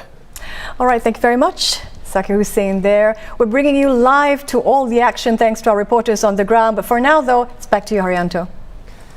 Well, thank you so much, Zakir, as well as Michelle. As we've mentioned earlier on, nomination filing is already closed at 12 p.m. Now, we're going to bring you the results just in a bit, but right now we're just going to check in with our reporter, Samjo, who is standing by at St. Anthony's Canossian Primary School. Samjo, if you can hear me, what do you have for us right there? Yes, I can hear you, Hairianto. All right, coming to you live from Bedok North. This is, of course, the nomination center for East Coast GRC, Pasir Ris Punggol GRC, the new Sengkang GRC, as well as the new Punggol West SMC. Now, earlier we saw Mr. Teo Chee Hean leading a PAP entourage in. We thought he might be the surprise minister, but it turns out that it is likely to be Mr. Heng Swee Keat who came after him. So Mr. Heng Swee Keat is widely touted to be the helming minister for PAP's East Coast GRC slate. His name is of course not on the board yet, but we do have one name that's confirmed on the board, and that is for Punggol West SMC. That's Ms. Tan Chen Chen from the Workers' Party. So she is definitely going to be running for in Punggol West SMC, and she's likely to go up. She's likely to go up against Ms. Sun Xue Ling for Punggol West SMC, because Ms. Sun Xue Ling's ward was carved out of Pasir Ris Punggol GRC for this new Punggol West SMC. I see names going up on the board. Do you want me to hang on and give you names for Sengkang GRC? It seems we're getting names right now, live as we speak, up on the screen. I'll see if they will send it right here on my phone. Okay, Sanjo, we're just going to cross over to you in a bit again. Okay, we'll just check in with Samjo just in a bit, but we have Suen Chow right at Methodist Girls School. Suen, what's the latest there at MGS? Thank you. So actually there's been a bit of an upset here at MGS. Dr. Paul Tambia, who's actually been spotted walking in Holland Bukit Timah GRC over the past couple of weeks, has been named the solo candidate for the Bukit Panjang SMC. So when the name went up on the board, there was an audible gasp amongst all members of the media here. He's coming up against the expected PAP candidate, Mr. Liang Eng Hua, who was previously from Holland Bukit Timah. On the Holland Bukit Timah side, there's also been quite a couple of interesting changes. Mr. Tan Ji Se, who was the Sing First chief just a week ago, is now one of the slated members. So on the SDP side, along with him would be Mr. James Gomez, who is also an unexpected last-minute swap for the SDP. They'll be accompanied by Mr. Alfred Tan and Ms. Min Cheong, who were expected SDP candidates. So they will be coming up against the Holland Bukit Timah PAP side, comprising Ms. Sim Ann, Dr. Vivian Balakrishnan, Mr. Edward Chia, and Mr. Christopher D'Souza. Now, on the SDP side here at Holland Bukit Timah, there's also been a little bit of something interesting about Mr. Tan Ji Se. He's actually been contesting here before when he was part of the SDP in 2011. And for the Bukit Panjang side, it's also just come up that the independent candidate's name never went up on the board. So we suppose Mr. Wee is not contesting for the GRC this year.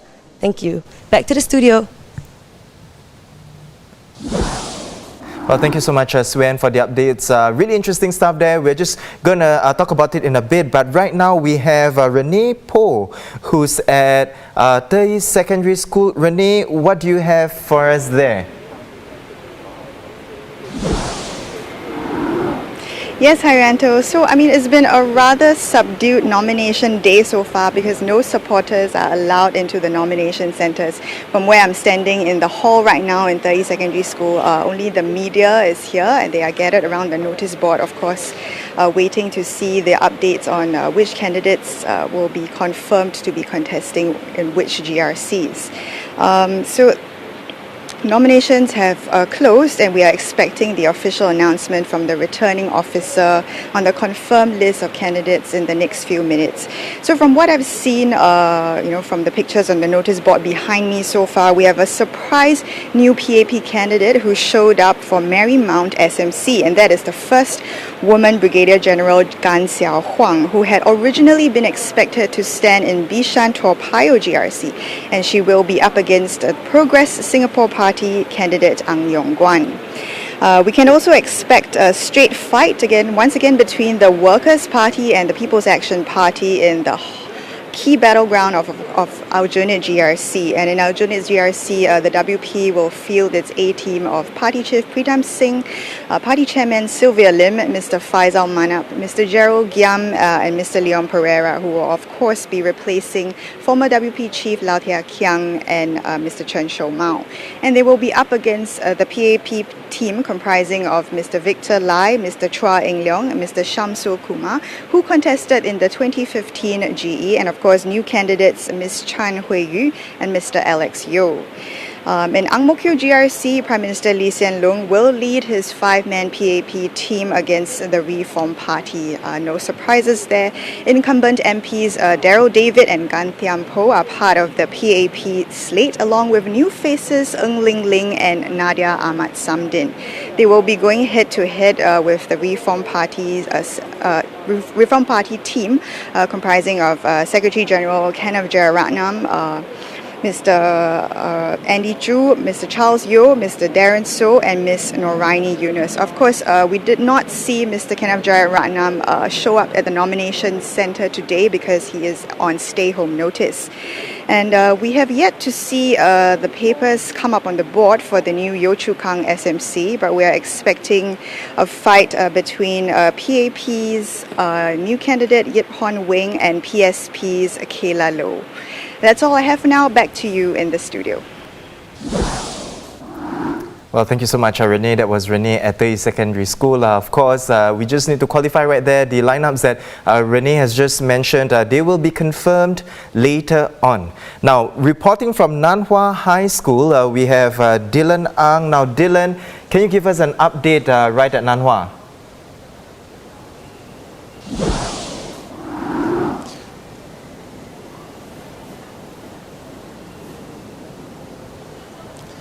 Hi Hairianto. Dylan, I'm here at Nan Hua High School. Not that much change. Things have been going rather expectedly over here. Let's start from the beginning. Of course, Nan Hua High School is the nomination center for 4 different electoral divisions. Now for West Coast GRC, it looks to be a straight fight between the PAP and the PSP. Of course, the PAP team is being led by Mr. S. Iswaran, Mr. Desmond Lee, first-timer Ms. Rachel Ong, Mr. Ang Wei Neng, and Ms. Fu Mi Ha. The PSP team, led by Dr. Tan Cheng Bok, is what they call their A team, and it's also Dr. Tan is also joined by Mr. Leong Man Wai, Mr. Jeffrey Koo Po Tiong, Ms. Hazel Phua, and Mr. Nadaraja Loganathan. And of course, for Jurong GRC, we have Senior Minister Tharman Shanmugaratnam leading the PAP team. He's joined by Mr. Tan Wu Meng, Ms. Rahayu Mazam, Mr. Sean Huang, and Mr. Xie Yao Chuen. And moving on to the 2 SMCs over here, of course, they are Bukit Batok and Yuhua. Bukit Batok the Bukit Batok SMC seat is held by PAP's Mr. Murali Pillay, and he's up against the SDP's Dr. Chi Soon Juan. So no surprises there. But finally, there was a small surprise at Yuhua SMC. The seat is currently held by Minister for Culture, Community and Youth, Ms. Grace Fu, who is going up against SDP's Mr. Robin Low, with quite a bit of a change, because initially a lot of some speculation was saying that SDP would be fielding Mr. Ben Pui instead. But it looks like Mr. Robin Low has taken his place. Well, thank you so much, Dylan. That was Dylan at Nan Hua High School. Now we're just going to check in with Rachel Quay, who is at Kong Hwa School. Rachel, how are things shaping up at right where you are? Hello Hairianto, as you can see, we're currently waiting for the RO to announce the confirmed candidates. So candidates looking to contest in the Marine Parade GRC, McPherson SMC, Potong Pasir SMC and Mountbatten SMC. All of the candidates have submitted their nomination papers. So let's start with Potong Pasir SMC. This year, Mr. Sito Yipin from People's Action Party will be going up against intend to go up against Singapore People's Party, Jose Raymond. This is the first time the Chiam family will not be contesting. As you know, Mr. Chiam Sitong has been the MP for Marine Parade for about 27 years. Sorry, Potong Pasir for 27 years. For Mr. Sito Yipin, he has been the incumbent of Potong Pasir since 2011. Sorry, please, this my mistake. We're talking about Potong Pasir now. Marine Parade we'll talk about later. So right now, going back to Potong Pasir SMC, it is Mr. Sito Yipin from PAP going up against Singapore People's Party Jose Raymond. Mr. Sito Yipin has been the incumbent since 2011, where he contested against Miss Lina Chiam, and he retained his seat with 66.4% of the votes. For Singapore, I think we're just having a bit of difficulty right there. Now we're going to check in with Kimberly Zhao, who is standing by at Bendemeer Primary School. Kim, can you tell us what's happening right at where you are? Thanks, Hairianto. This is Kim over at Bendemeer Primary School, where earlier today, Mr. Tan Kin Lian was spotted outside opposite Bendemeer Primary. It is unsure what the 2011 presidential candidate was doing here or who he was supporting. Updates will come, should there be any, but in the meantime, on the board, we've seen certain names go up. First of all, for Radin Mas SMC Reform Party's Mr. Kumar Apavu's papers were pinned up first, followed by Mr. Mervyn Yong of the PAP. For Jalan Besar, we saw a PAP team first of Mrs. Josephine Teo, Mr. Heng Shihao, Ms. Denise Pua, and Dr. Wan Rizal. For Bishan Toa Payoh, Mr. Saktiandi Supat, Mr. Ng Eng Hin, Mr. Chi Hong Tat, and Mr. Chong Ki Hyung. Now, earlier was a question mark for People's Voice, as more than 4 people wearing the party shirt were spotted filing in, leading to questions about whether they were going to contest in more constituencies than they had previously announced. But early on the board for Jalan Besar, we did see PV's team go up, made up of Leong Si Hien, party leader Lim Tien, Noor Azlan bin Sulaiman, and Michael Fang Amin. Now that's all we've seen so far. Of course, none of this is confirmed. We will have to confirm names when the nominations are officially announced later today. That's all from us at Bendemeer Primary. Back to you at the studio. Well, thank you so much, Kim. Now we're just going to check in with Ryan, who is at Jurong Pioneer Junior College. Ryan, how are things looking right at the JC? Guys, a few surprises here at Jurong Pioneer JC. So first up, Choa Chu Kang and Hong Kong North. That will be a straight fight between the PAP and the PSP. So the PAP team led by Gan Kim Yong and the PSP team led by Francis Yuan. And Hong Kong North, PAP's Amy Kaur will be up against the PSP's Jijin Wong. And then if we go to Pioneer, that's where we got a few twists and turns. And we were setting out for a potential 4-corner fight. But now it's a 3-corner fight with a mystery candidate. So we've got on the PAP side, first, the incumbent, Cedric Fu, retires, and he's replaced by Patrick Tay, who was from West Coast GRC. And then he'll be challenged by the PSP's Lim Cheo Hong. But it was a no-show from the People's Voice, Gilbert Goh. And sadly for independent Victor Ronnie Lai, also known as Mr. Sunflower, he could not get enough centres, so he went home. And then here's the surprise, there's a new mystery candidate, Cheng Peng Hua. So a 3-corner fight for Pioneer. So back to you guys. Well, thank you so much, Ryan. That is certainly something to look out for right at Pioneer, for Pioneer SMC. Now, moving on, we have standing by at Chung Fu School, we have Brian De Silva. Brian, what have you got for us at Chung Fu? Hi, Hairianto. Well, things are a little bit quiet here at Chung Fu Secondary School. Very par for the course. We've seen for Kebun Baru SMC, we have PAP's Henry Quek going up against PSP's Kumaran Pillay. All these names will be confirmed later, but I'll just go through what I've seen. Okay, so for Marsiling UT GRC, we have Minister Lawrence Wong for the PAP, Minister Zaki Muhammad, PAP's Alex Yam and newcomer Haniso go up against SDP. Going up against STP's Benjamin Pui, Kong Huai Yin, Brian Lim, and Daman Abbas, which was basically the only surprise for Chung Fu Secondary School. Moving on to Nisun GRC, I did see documents for PAP's Minister K. Shanmugam, Dr. Faisal Ibrahim, Louis Ng, Derek Goh, and Kerry Tan. I can't confirm PSP's documents just yet, but these names will be confirmed once the RO comes out. For Sembawang GRC, we did see PAP's Minister Ong Ye Kong, Vikram Nair, Lim Wee Yak, and newcomers Miriam Jaffa and Polisan. I cannot confirm for you NSP just yet, but we'll wait for the results later. Back to you.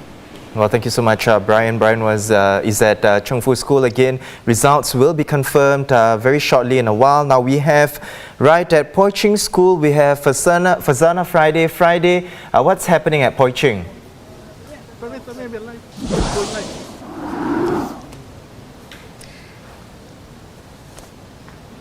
Hi Hairianto, I'm here at Poi Ching School where things are relatively smooth here for Hougang SMC contenders. Now earlier this morning we saw Workers' Party Mr. Dennis Tan contesting for Hougang SMC, and of course he will be replacing incumbent MP Mr. Peng In Huat.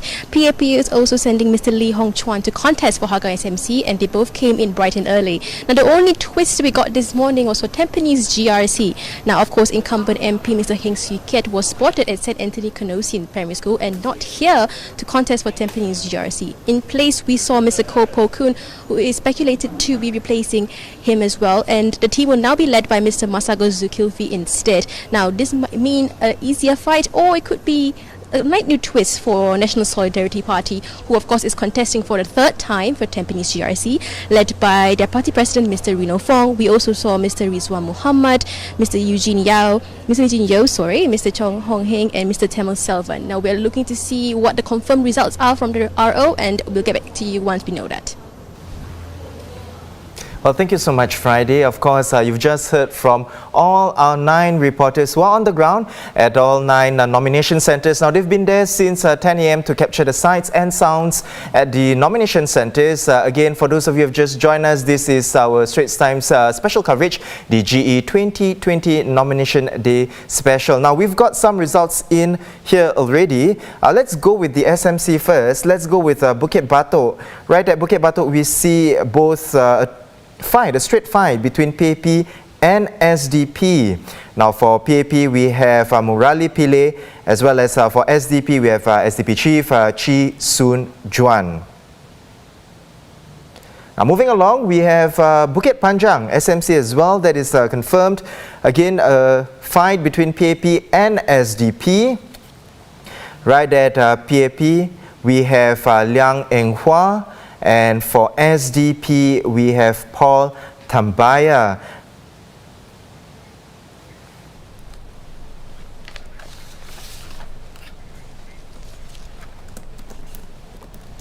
All right, Zakir, you're watching live Straits Times coverage of Nomination Day 2020. What do you see about the fight shaping up at Bukit Panjang? I think it's become an interesting fight. The SDP had been coy about who its candidate was. The PAP as well, and many had been expecting Paul Tambaya to contest in Holland Bukit Timah GRC and lead the team there, but it seems that the SDPs decided to field him in Bukit Panjang. Paul Tambaya is SDP chairman for some time now. He's infectious diseases specialist. I think the SDP is making a calculated chance that if it does want to have a shot at winning or even entering Parliament and taking up one of the NCMP seats, Bukit Panjang might be a good contest to try and make that breakthrough. And what do we make about Marymount? It's an SMC that's been carved out of Bishan to Paya GRC, about 23,000 voters. We were anticipating a three-corner fight there, weren't we? That's right, yeah. But I think we've got a fairly straight fight. I think it came as a surprise that Ms. Gan Xiao Huang was fielded there. She's no stranger. She's taking over from Minister Josephine Teo, and Ang Yong Kwan's again not first-time candidate. He's contested previous elections before. He was with Mr. Tan Ji Se in the SDP previously.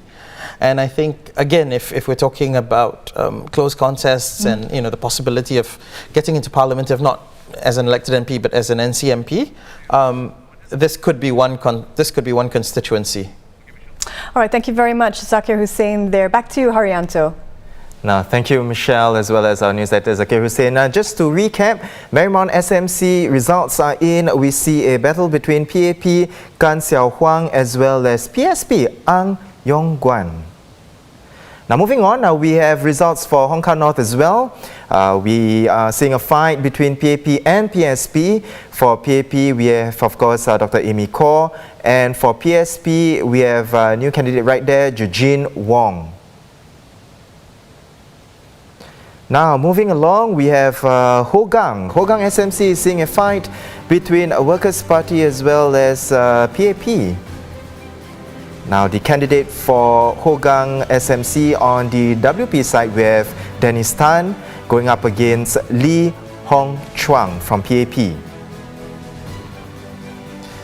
And then moving along, we have Kebun Baru. Kebun Baru is seeing a fight between PAP and PSP. On the PAP side, we have candidate Henry Quek going up against PSP Kumaran Pillay, who's also a new candidate. And then last but certainly not least, as of now, we have Yio Chu Kang SMC. Results are in as well. We're seeing a battle between PAP and PSP. For PAP, we see candidate Ip Hon Weng and PSP Kayla Low.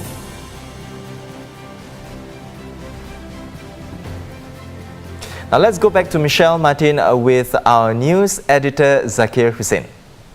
All right, Zakir, the fights keep shaping up at this particular point in time when you look at Hougang SMC, opposition stronghold for some time. That's right. How's it shaping up now?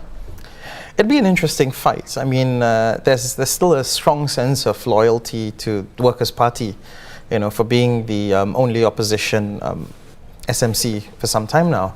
Mr. Low Thia Kiang, I think, won it in 1991, and he's managed to improve the party's margin of victory over the years. And even when there was a swing in favor of the PAP in 2015, Hougang still, I think, held steady with 58% of the vote.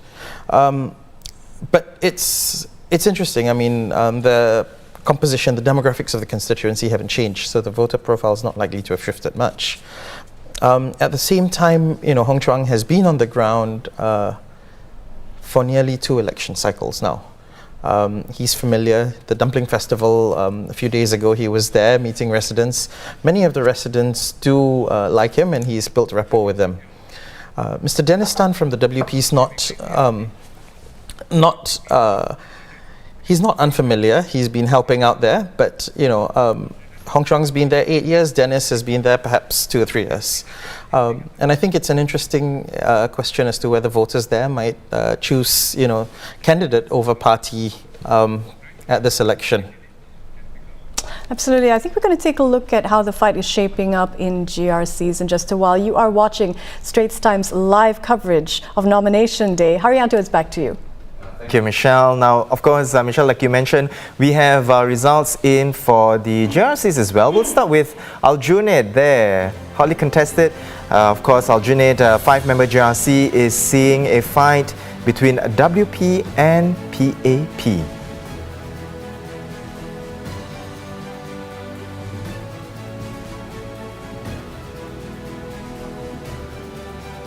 Moving on, we have Ang Mo Kio GRC. Candidates are confirmed as well, right? For the 5-member GRC, we're seeing a fight between PAP and Reform Party.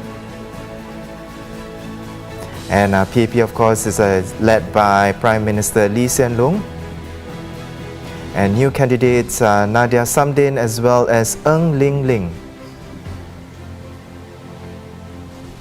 And Kenneth Jeyaretnam from RP filed his nomination papers remotely because, of course, he's on SHN.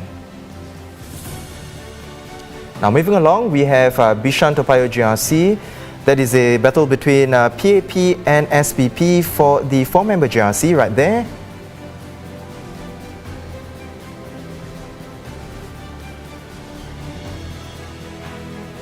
Now, let's go back to Michelle Martin and news editor Zakir Hussain. Okay, Zakir, so the results are in for several GRCs. What's standing out for you? I think Kenneth Jeyaretnam filing, you know, contesting Ang Mo Kio. You know, perhaps no one had expected the special provisions for this election to be tested, but it seems they were put to use once this time. Kenneth was allowed to file his papers remotely. And I think it shows how some of the provisions have been, you know, adapted to be in place. Actually, had any of the potential candidates been unwell or, you know, recovering from a respiratory illness, they could have also used this possibility. Okay, Zakir, we talked a little earlier about the increase in diversity in terms of the number of women on the PAP slate. We see a new woman, General Gan Xiao Huang, to battle in the new single seat of Marymount. What do we know of her? She's actually, been a career, she was career Air Force officer for some time. Turns out she's also been active in the Girl Guides for some years now. And I think she was recently appointed their chief commissioner. So, again, she's not unfamiliar to community service or community work in that sense. Thanks very much, Zakir Hussain, news editor with the Straits Times. Hairianto, it's back to you.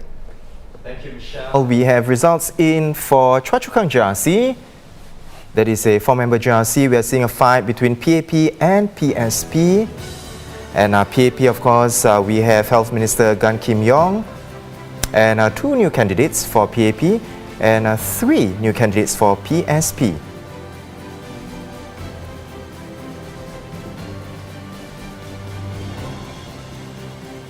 Moving along, Holland Bukit Timah, 4-member GRC. It's a fight between PAP and SDP.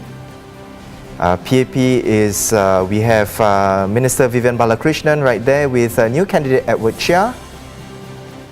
And we have Tan Ji Se, the former Sing First Chief.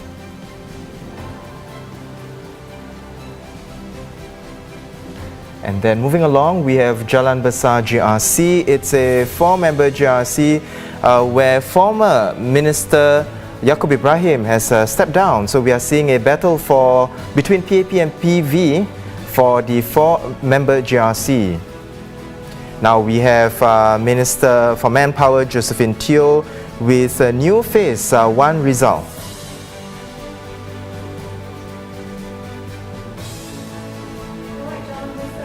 Teo leading the slate there, Zakir. When you look at the PAP slate, was this expected? Any surprises? I think it was expected. They'd been walking the ground in the past few months. I think Josephine Teo had been shadowing Dr. Lily Neo almost in the Greater I area and helping out at grassroots activities for some time. Dr. Wan Rizal was there more recently. He'd previously been in Punggol. But again, he's not unfamiliar to residents there. And it's shaping up to be an interesting fight because the People's Voice candidates are not entirely unknown. I think Lim Tin was contesting the last election on the NSP ticket, and he set up his own party. And Leong Zehian's also been, blogger, financial advisor. He's not an unknown face. All right, and if we swing now to the Holland Bukit Timah GRC, People's Action Party fielding a 4-man team led by incumbent Vivian Balakrishnan. What's happening there that's caught your eye? I think it's interesting fight as well. I think SDP had been working the ground in that area for some years now. I think they're determined to contest there. Edward Chia's come in to replace Liang Yinghua, who moved to head the SMC.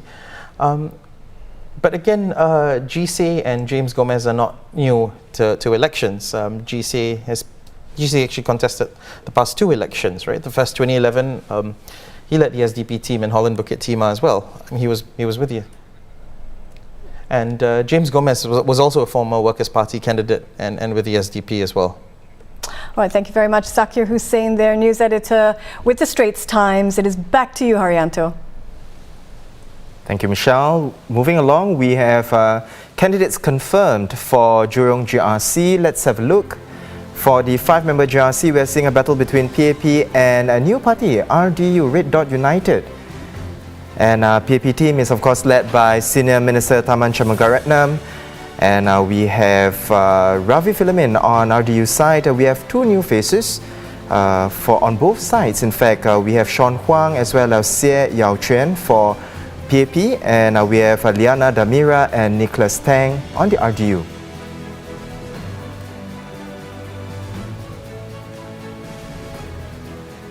Moving along, we have Marsiling UT GRC. That's a 4-member GRC fight between PAP and SDP.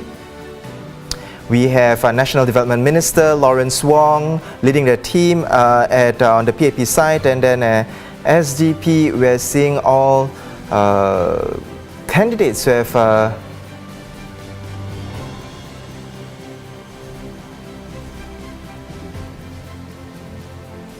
moving along. We have Marsiling UT GRC, that is a 4-member GRC between, it's a fight between PAP and SDP. Okay, we've just seen this. Now moving on, we have Nee Soon GRC. Now Nee Soon GRC, 5-member GRC, we're seeing a battle between PAP and PSP. We have Law and Home Affairs Minister K. Shanmugam leading the pack for PAP. And it's all 5 new candidates for PSP.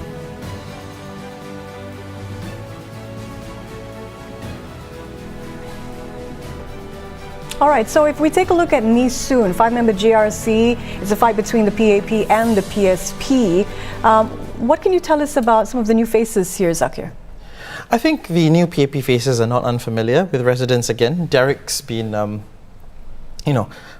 working the ground in a part of Sembawang, Yishun Link. It's sort of a part of Yishun New Town that's closer to Sembawang, but it's been moved into the new Nee Soon GRC in the redrawing of electoral boundaries ahead of this election. Nee Soon, if we recall, saw Kebun Baru hived off as a new single seat, and that area where Derek actually has been working a fair bit is now part of the GRC. Carrie as well, she's had a long history in civil society. You know, she's founded a group, Daughters of Tomorrow, and been active in the NGO scene. She was not an unfamiliar face in civil society circles and social, the social service sector. So I think if you talk about the PAP's diversity of candidates in getting more women, they're also from very diverse backgrounds and fields. And if we look at the Marsiling UT 4-member GRC, it's a fight between the PAP and the SDP. Was that expected? Yes. Again, Marsiling is an area the SDP had been contesting the last election. And SDP's strategy seems to be focused on just working where it's been rather than sort of running helter-skelter, where there are uncontested seats.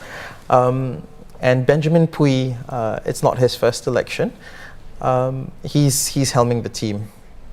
This was actually a surprise because we thought Ben would want to contest the Yuhua single seat where he'd booking.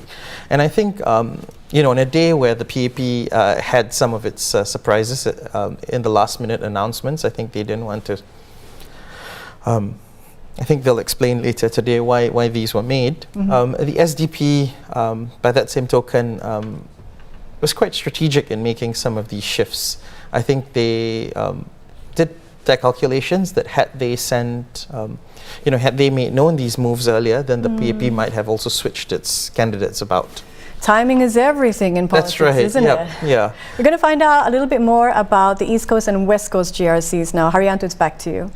Thank you, Michelle. Looks like we have the confirmed candidates for the hotly contested areas. We have for East Coast GRC, let's have a look. For East Coast GRC, it's a 5-member GRC. We have a battle between PAP and WP. And on the PAP side, we see, of course, DPM Deputy Prime Minister Heng Swee Keat. We have shifted from Tampines GRC, and we have Dr. Maliki Osman, we have Jessica Tan, Cheryl Chan, and a new candidate Tan Kiat Hao. On the WP side, we have Dylan Ng, Kenneth Nicole Sia, Terence Tan, and new candidate Abdul Sharif Abu Qasim.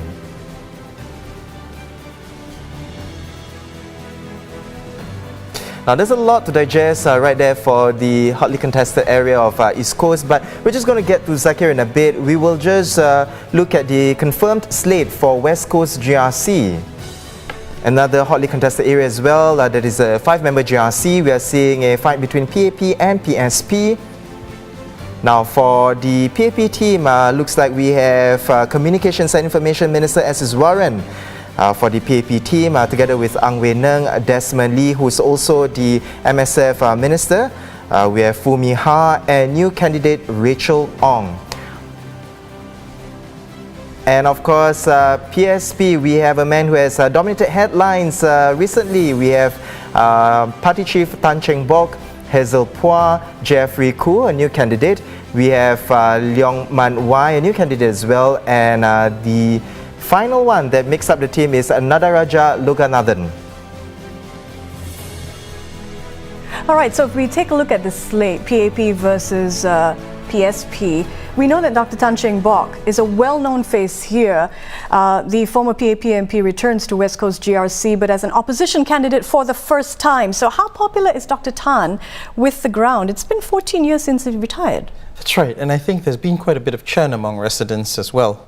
But on the other hand, Dr. Tan was MP for just, a single seat in the fairly large West Coast GRC. So his recognition among voters in that area could still be there. But at the same time, it's been a very different GRC. As you said, it's 14 years. I think a lot of voters would assess the PSP slate on other considerations as well. I think there will be a swing in votes away from the PAP in this GRC. The PAP had close to 78% the last time, which is tough to dislodge itself from. But I think it remains to be seen how the PSP's chances will be. Hazel Phua used to contest at the 2011 GE as well and the 2015 one. But it's the first time in West Coast, and it's hard to see. I mean, the PAP MPs have been working the ground.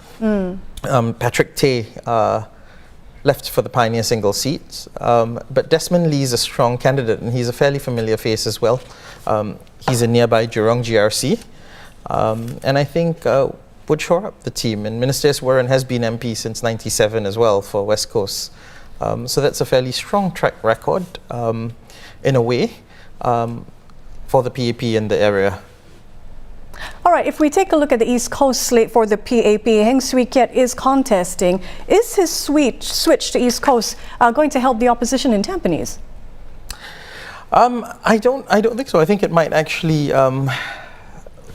strengthen the PAP's chances of winning more votes in East Coast. I think it's got a strong team who've been working the ground. East Coast has always had fairly strong support for the WP because they've been working the ground and it's close to Aljunied. But at the same time, Maliki, Jessica and Cheryl Chan have been working the ground quite intensely. There are a lot of new upgrading projects in the Bedok area especially. And while the WP slate has maybe a couple of familiar faces, Kenneth has been with the party for many years. Nicole Sia was with another party but has come back to contest there. I think it'd be an interesting fight to watch in East Coast. For now though, we're going to head back to Hairianto for more on the results. Well, thank you so much, Michelle. Now talking about Tampines GRC, of course, we've just seen the Deputy Prime Minister Heng Swee Keat just moved from Tampines GRC to East Coast GRC. We're going to look at the confirmed candidates for Tampines GRC. Now, Tampines GRC is a 5-member GRC. It's a battle between PAP and NSP. We have, of course, Environment and Water Resources Minister Massago Zulkifli, Bae Yam King, Cheng Li Hui, Desmond Chu and Ko Po Kun. On the NSP side, we have Renault Fong, Chung Hon Heng, Eugene Yeo, Vincent Ng and new candidate Muhammad Rizwan Muhammad. Now let's go back to the SMC. We are looking at Punggol West SMC. It is a fight between PAP and WP. The confirmed candidate for PAP is Soon Sherling, and for Workers' Party, it's a new candidate that is Tan Chen Chen.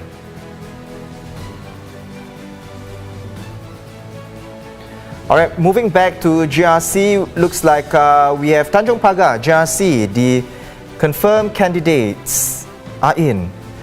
We see a fight between PAP and PSP for the 5-member GRC right at Tanjong Pagar. And we have Trade and Industry Minister Chan Chun Sing together with Indrani Raja, Joan Pereira, and 2 new candidates for PAP, that is Alvin Tan and Eric Chua.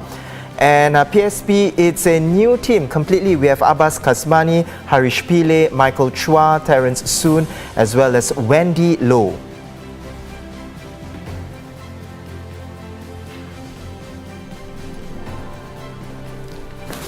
All right, let's take a closer look at the PAP's Tanjong Pagar GRC team led by Chan Chun Sing. New faces. Yep. So new faces, but again, not unfamiliar. I think Eric's been working the ground in the area for some years. Mr. Chiashilu stepping down. Melvin Yong's moved out to Radin Mas' seat. But Elvin was familiar. He'd been working in Kreta Ayer for many years. It's part of Jalan Besar, and he's now in. He's been in the Moulmein area for close to a year now, shadowing Melvin. And again, we spoke earlier about how Tanjong Pagar's got many elderly residents and a strong affinity for the PAP. This will be a tough constituency for the PSP.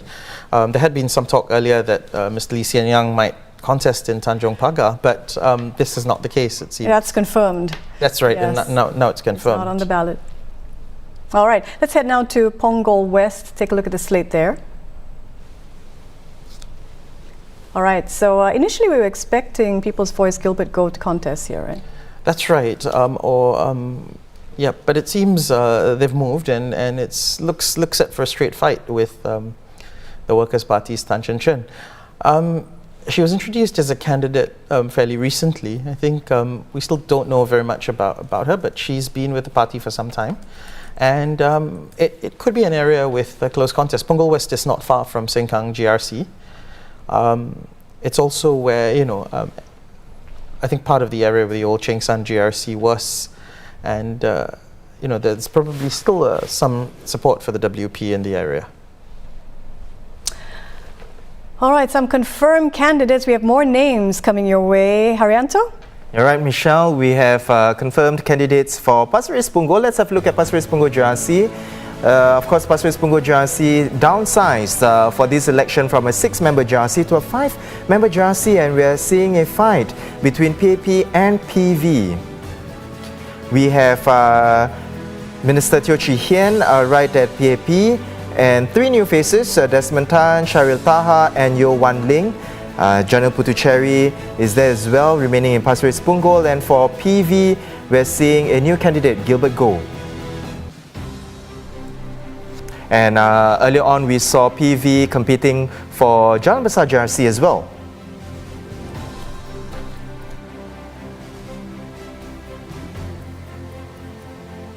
All right, now let's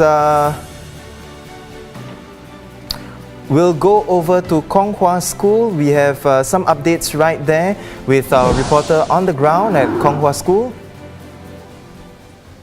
To help you through this difficult time, please let me serve you. At McPherson, I care. Please vote for me, Tin Pei Ling. 亲爱的麦波生选民，我在过去的10年里，一直的不懈的为您在国会里发声，争取你的利益，为你在麦波生区里为你服务。我希望可以继续的为你服务。这次大选是有关你的工作、你的生命，还有你的未来。请让我继续与你同行，请支持我，投票给我陈佩玲。谢谢大家。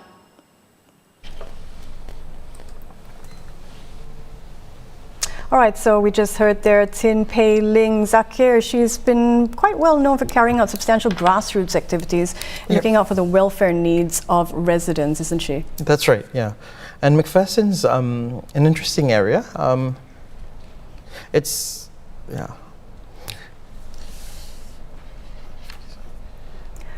And now we hear Tin Pei Ling's opponent, Mr. Goh Meng Sing, about to deliver his speech.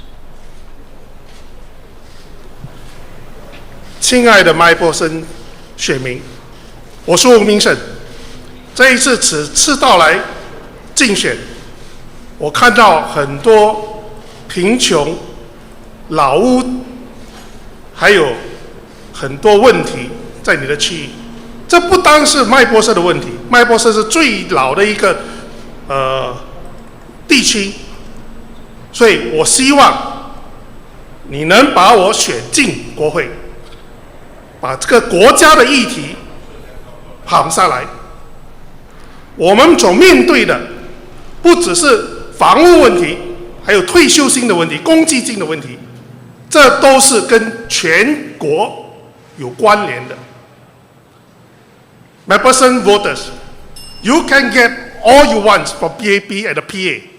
But you must remember, who can represent you, your interests in CPF, HDB, and healthcare policies in the debates.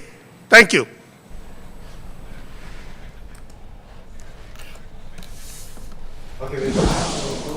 To Bendemeer Primary School.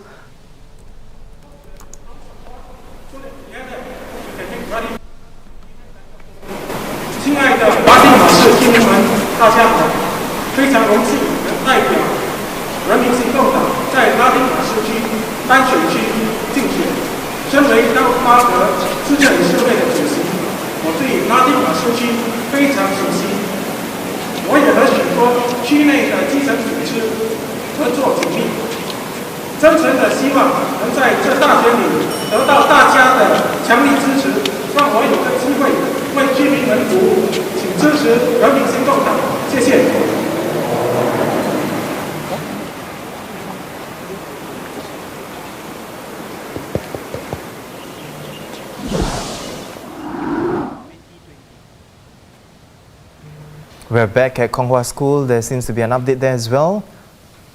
Again, we are live at Konghua School now. Dear residents of Mountbatten, thank you for the privilege of serving you for the past many years. I've been with you since 2006. I want to thank you for allowing me to be part of your family. This coming election is not just about electing an MP. It's also about preparing for the future. COVID-19 has brought a lot of uncertainties in the lives of many of us. Let's vote for someone who can prepare and look after your future. Please vote for the PAP. Please vote for me. 亲爱的蒙巴顿居民，多谢多年的支持，为你服务真的是我的荣幸。我希望这次大选你可以继续的支持我，请投林谋权，请投人民行动党一票。谢谢大家。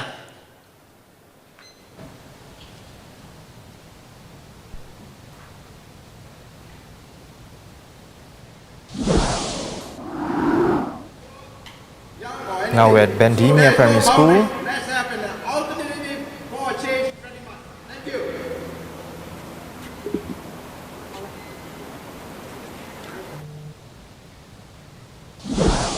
We're going over to Jurong Pioneer Junior College with Dr. Imiko.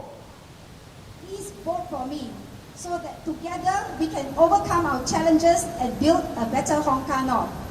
亲爱的东加北选民，多谢你在过去这18年给予我热情的支持。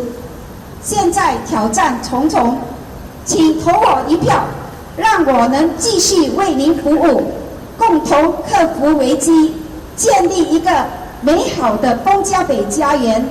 Undila PAP, Undila Emiko, Terima kasih, Nandri.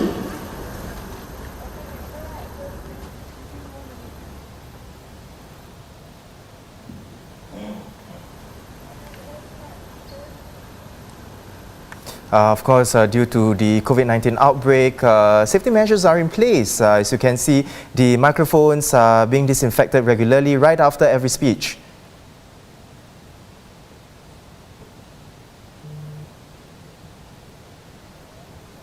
亲爱的东加北区的选民，我是菊君旺，我回来了，我跟你们大家在一起，我在你们身边，跟你们在一起同舟共济，共度困难。我如果当选，将会住在丰家北，跟你们在一起，随时能找得到我。Dear citizen of Hong Kong North, I am Jujin Wong. I'm back home. Singapore is my home. I'm here to be with you, by your side. If I'm elected, I'll be staying in Hong Kong North with you. You can find me anytime here. Thank you very much. Please support me. Give me your vote. Thanks. Now let's go back to Bendemeer Primary School. As the COVID-19 outbreak has affected our economy badly. Together, we must help residents through this difficult period, especially those with financial difficulties. As we have done before, we will get through this crisis together. My colleagues and I humbly ask for your vote so that through ups and downs, we will continue to improve Bishan and Toa Payoh and your lives year after year. Vote PAP. 亲爱的碧山大麦芽居民，我很荣幸在这20年来获选成为你们的国会。非常感谢。 Apologies, we are now moving on to Nanhua High School. Person to lead us out of this terrible storm. I have served in Bukit Batok for 20 years, 4 of which as your MP. I'll present to you my manifesto, which contains plans to help less fortunate families affected by the pandemic and more. The objective is to make Bukit Batok a stronger community with a brighter future. Please vote PAP. Please vote for me, Murali Pillai. Thank you. We are going to Konghua School with Jose Raymond. 亲爱的Potong Pasir 的朋友 Salam sejahtera para penduduk Potong Pasir, Wanakam. Our journey towards a more compassionate, equitable, fairer society begins today. That journey begins with the decisions which we make. For me, it is about the ability to win your hearts and your minds for the people of Potong Pasir with a vision for a town which cares and compassionate. For me, it is going to be a journey to try and win you over, to try to help you to see that there is a better Singapore which we can build together. What is the kind of story you would like to tell your children and your grandchildren? That journey begins right now. Let's rewrite and create history together right here in Potong Pasir. Thank you very much. Now we'll go over to Nanhua High School with SDP Chief Chee Soon Looking Juan. forward to your support, your vote. This election is about choosing the candidate to represent you in Parliament. Choosing somebody on a full-time basis that can take you and help you be your MP on a full-time basis, and I'll show you in the coming days how my opponent in Bukit Batok has not lived up to his promises, and this is going to be a major issue in Bukit Batok. Thank you so much. I hope to see you on the ground and get your vote in this election. Thank you, everybody.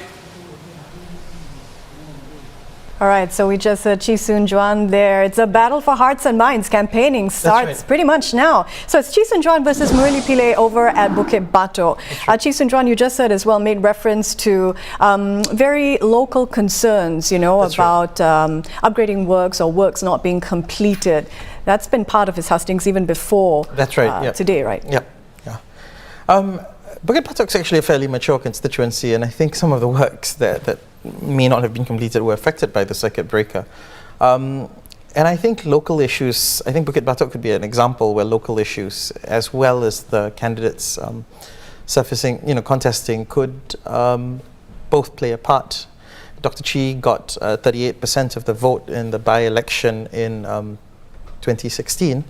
Mr. Murali got 62%. I mean, you could factor in the by-election effect. And there's a chance that the margin there could be narrowed, and possibly Dr. Chee could, I think, get elected as an NCMP in this contest. So we just had a range of speeches there from candidates. Jose Raymond impressing us all with his multilingual abilities. So in Potong Pasir, though, does he have an uphill battle because he is a new candidate, first-timer? It is. I think it's always tougher for a first-timer up against an incumbent. And I think you see that. I think Mr. Sito won Potong Pasir when the constituency changed hands and Mrs. Lina Chiam ran in 2011. At the same time, though, I think it's tough to say. I mean, there's been some redrawing of the boundaries in Potong Pasir. So you've got new voters coming in, new residents, and Jose's also been a Potong Pasir kid. He grew up in that area, and he's made much of the fact that he's a local. So I think you could see some shift in votes in Potong Pasir, but I'd say it's an uphill battle for Jose. All right. But again, I think for many of these candidates, it's not just about contesting this election and winning a seat in Parliament. For some of them, it could be, let's try and use that as a base to try again, because you Because name recognition. Name recognition, and you get familiar with voters, right? And at some point when the incumbent MP leaves, I try again, and that could be my shot at winning the seat. Zakir Hussain, Straits Times news editor. Hairianto, it's over to you now. Thank you, Michelle. Looks like we have an update for the 5-member GRC Pasir Ris Punggol. We're seeing a three-way fight now among PAP, PV and SDA. Of course, the slate for PAP and PV haven't changed. For SDA, we are looking at two new candidates for SDA. That is Kelvin Ong and Kuswadi Adnawi.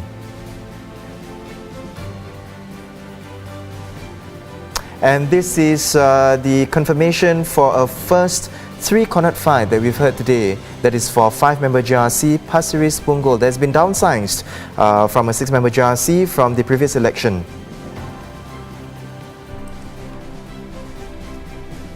So it's PAP versus PV versus SDA. To what extent, Zakir, has a lack of that traditional powwow that opposition parties have before an election affected the ability to strategize, to not sort of dilute the vote amongst themselves? I think it's had an effect. I think you see that in this three-corner fight.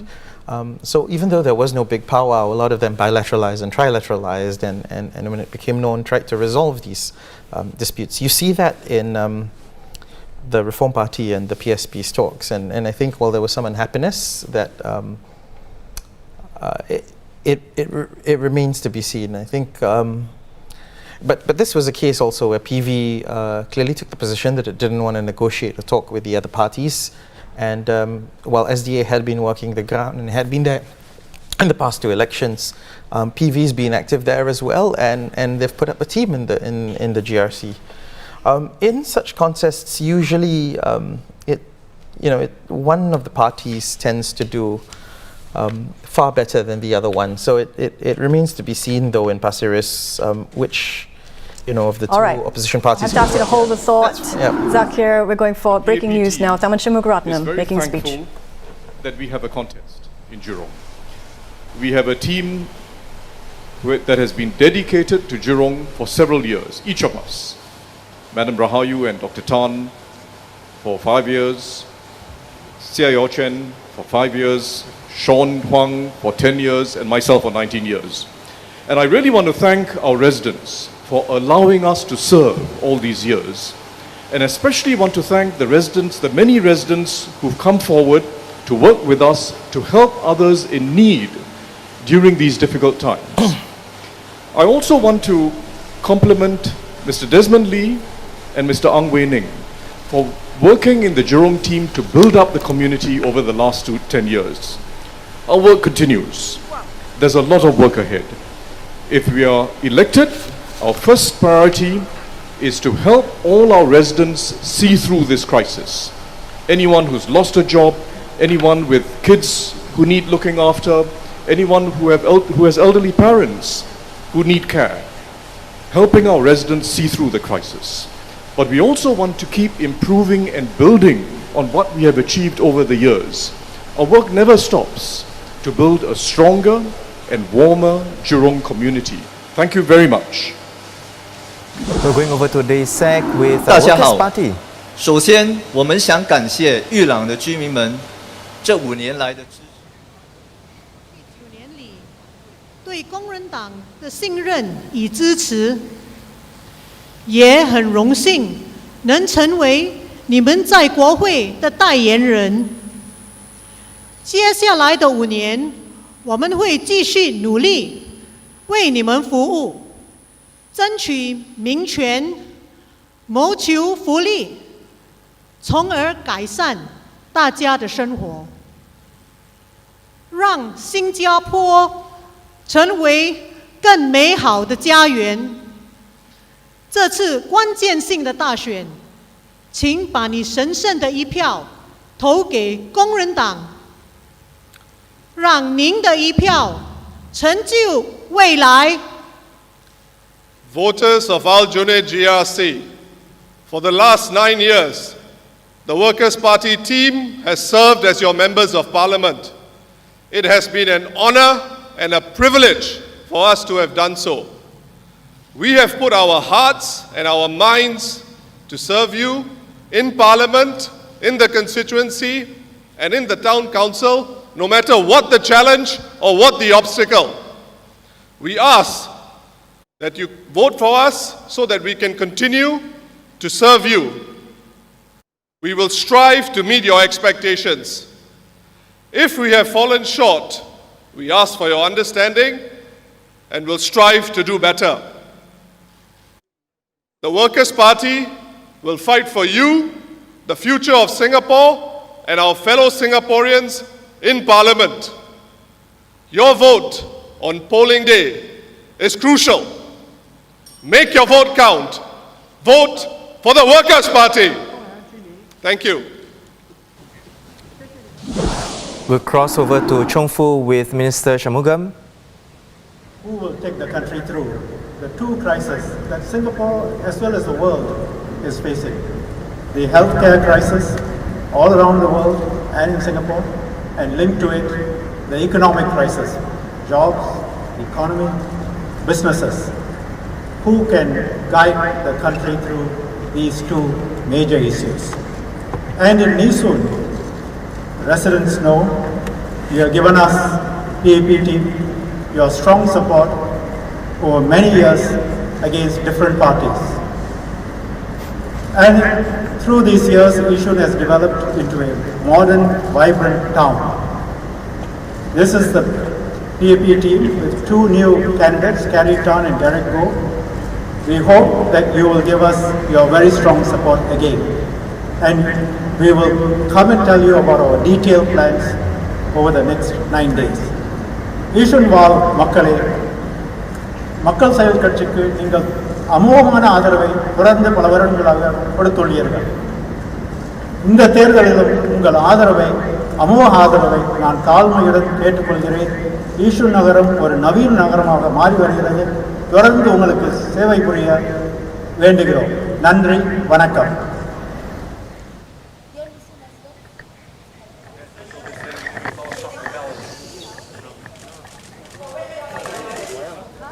Promise to give my best to look after all residents. 义顺的选民们，我叫陈慧敏。我知道要接手李美花博士是一个很大的责任，我会全力以赴、尽心尽力的照顾你们。Dear Yishun residents, we are here to ask for your strong support. Me and my team in Ang Mo Kio looking after you for many. Please vote for the PAP Ang Mo Kio team again this time so that we can work together and make Ang Mo Kio the best place for all our residents to live, work and play. Thank you very much. 各位亲爱的红毛桥选民，谢谢您给我和我的团队多年来的支持，让人民行动党的议员能够代表你们，照顾你们，把红毛桥办得更好。把你们的生活办得更完善。这一次，我再一次带领行动党的团队在红毛桥竞选，请投人民行动党一票，让我们能够改善我们的市政，同时改善大家的生活，把新加坡办得更好。谢谢大家。Para pengundi di Ang Mo Kio, undilah PAP, memberi kami satu peluang untuk terus berkhidmat kepada para penduduk di Ang Mo Kio. Dear residents, supporters and friends, thank you for letting us walk this journey with you. Please vote our team so that we may continue to do so. 首先让我感谢我们尊敬的对手，亲爱的红毛桥居民们。Now we have SDP Chief Chee Soon Juan at Nan Hua. Very unique to Bukit Batok. Every day, we seem to be getting more and more revelations about the way that my opponent, PAP opponent, has been taking care of, or more appropriately, taking his eye off the ball when it comes to looking after the estate, the residents' welfare. These are the things that concern me. And this whole idea of PAP MPs don't need to be 100 full-time MPs because means they have to give up their day job.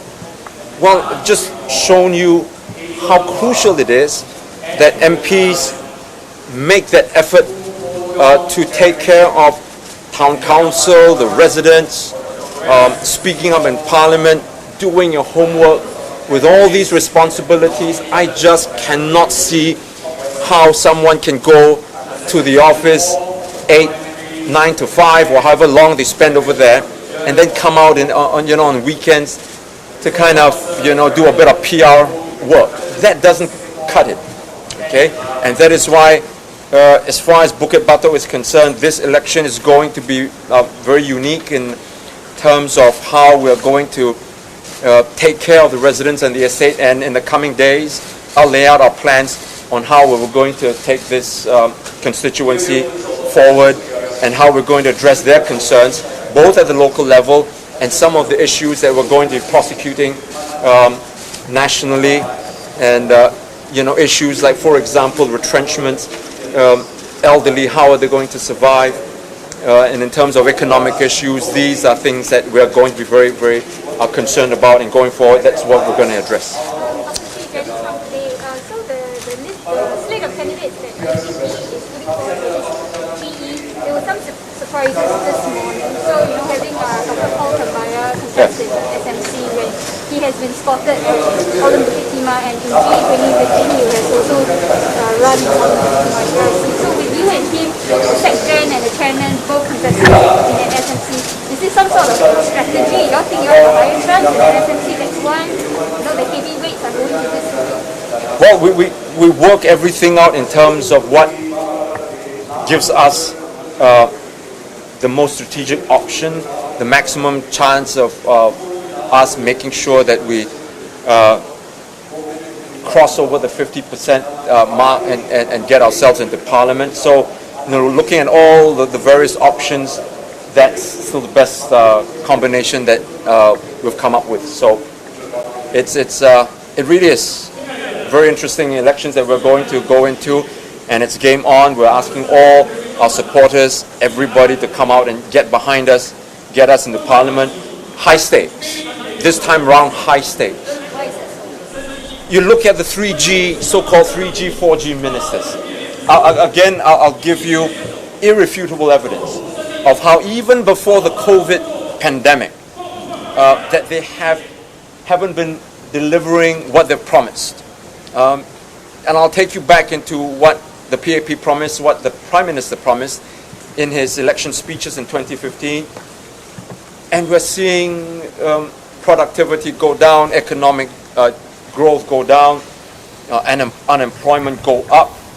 Our youth are... We'll cross over to Chongfu School with Law and Home Affairs Minister K. Shanmugam, who is going to be speaking to members of the media.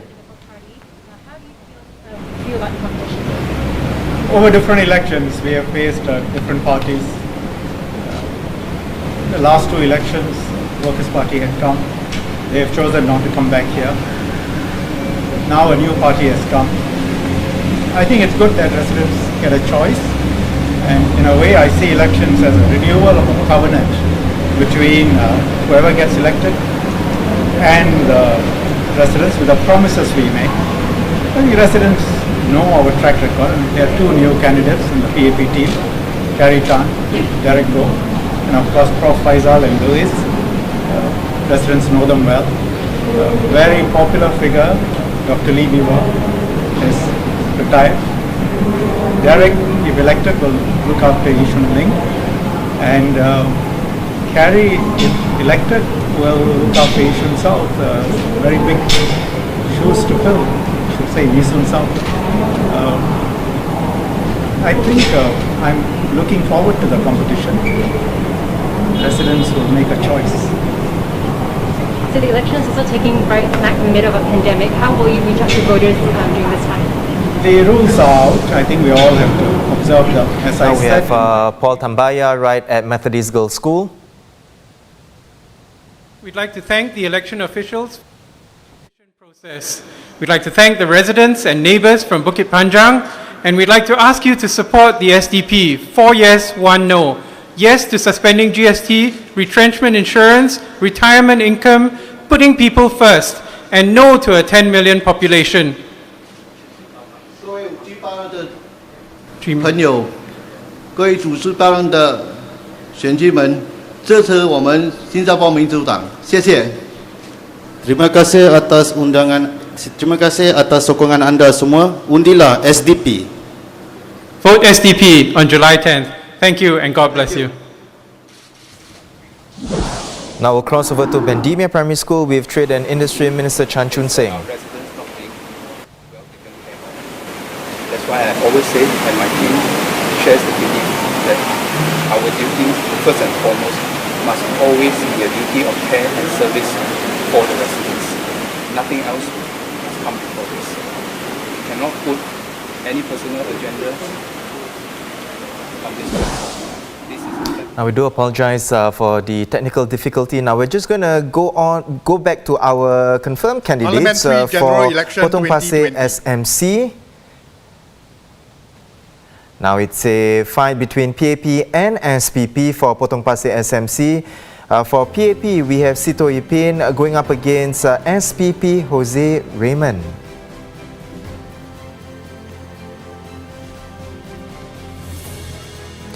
Moving along, for Marine Parade GRC, the confirmed slate for the 5-member GRC, it's a battle between PAP and WP. Now we have Speaker of Parliament Tan Chuan Jin, Sia Kempeng, Edwin Tong, and 2 new members, Muhammad Fahmi Aliman as well as Tan Si Ling. And of course, Tan Si Ling is the replacement for our Emeritus Senior Minister Goh Chok Tong, who has retired from politics. For Workers' Party, we see 3 new members, 3 new candidates in fact. We have Muhammad Azam, Muhammad Fadli, Nathaniel Koh, and we have Yi Zhenjong as well as Ron Tan. Right, Zakir, in 2015, PAP won 65% of the vote in Marine Parade. Do you think Marine Parade voters are going to be taking a closer look at the 3G and 4G leaders on the slate? I think so. I mean, Edwin Tong and Chuan Jin are well-known 4G leaders. Tan Si Ling's a little older, but I think he'll probably be a political office holder, and he brings a lot of experience to the table.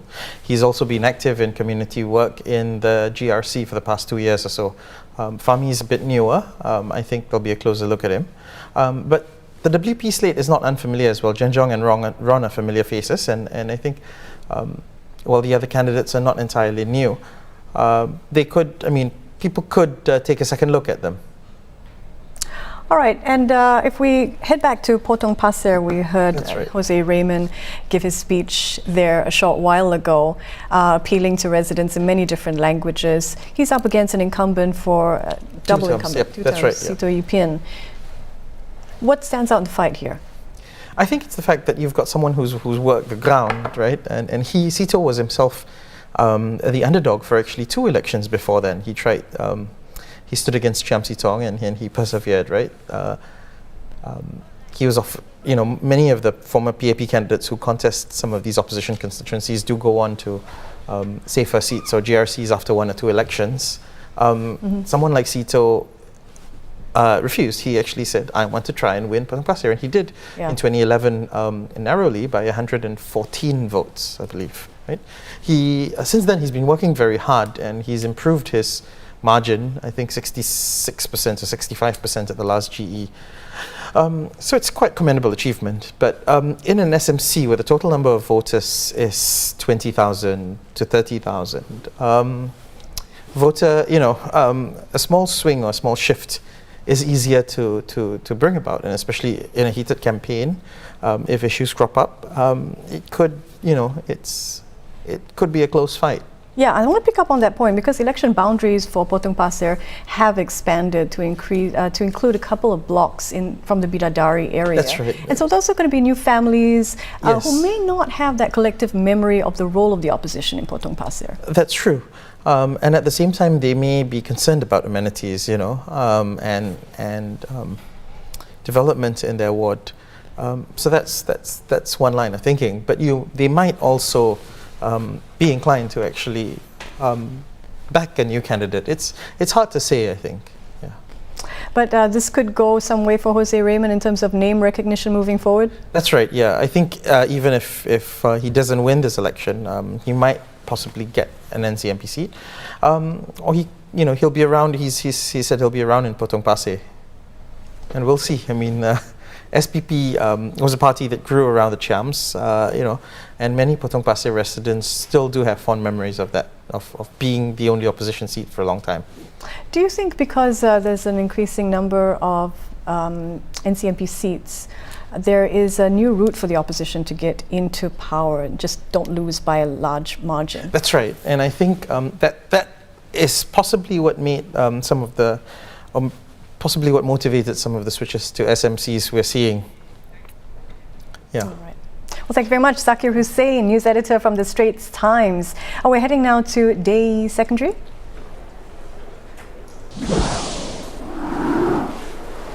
Hello, everyone. The secondary school, we're expecting Prime Minister Lee Hsien Loong to be speaking to the members of the public, members of the media. Thank you, My PM. apologies. Go ahead. And once again, for those who have just joined us, Prime Minister Lee Hsien Loong will be addressing members of the media right at the secondary school. Go ahead. Hi, everyone. I'm Yip Hon Wing. I'm the People's... Take off your mask. Oh, sorry. Hi, everyone. I'm Yip Hon Wing. I'm the People's Action Party candidate for Yio Chu Kang. I look forward to seeing all my residents. I hope to win their support. I'll listen to their cares, needs and concerns. My next immediate priority is to meet up with everyone to see how best to improve the living environment in Yio Chu Kang, as well as to improve and build up the community spirit. Thank you.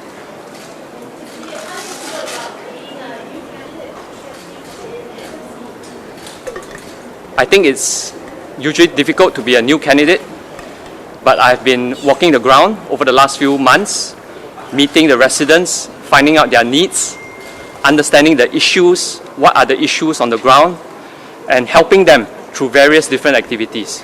So I'm confident in this election, and I'll do my best.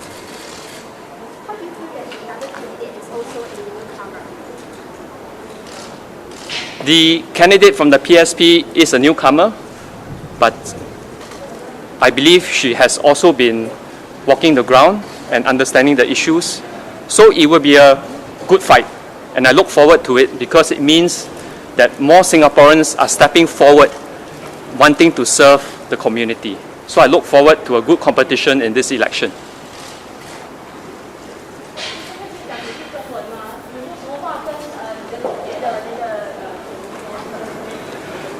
请支持我，我会尽量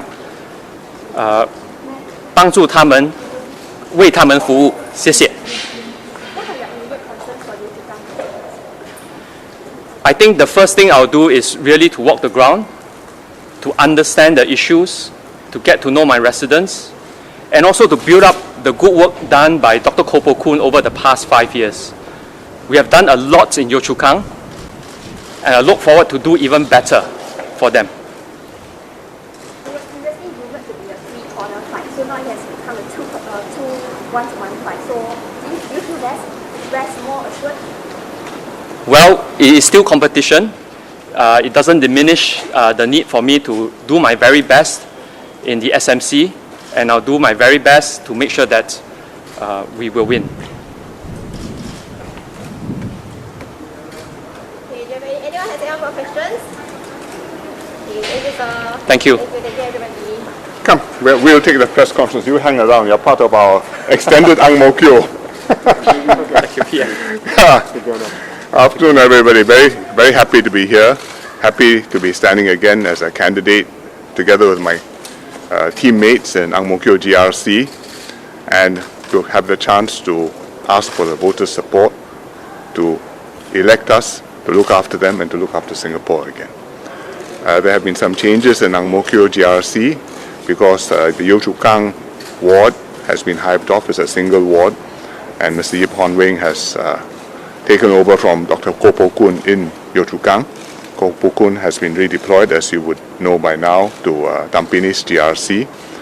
And we're very happy to have Hon Wing join us in Yio Chu Kang. We know him well.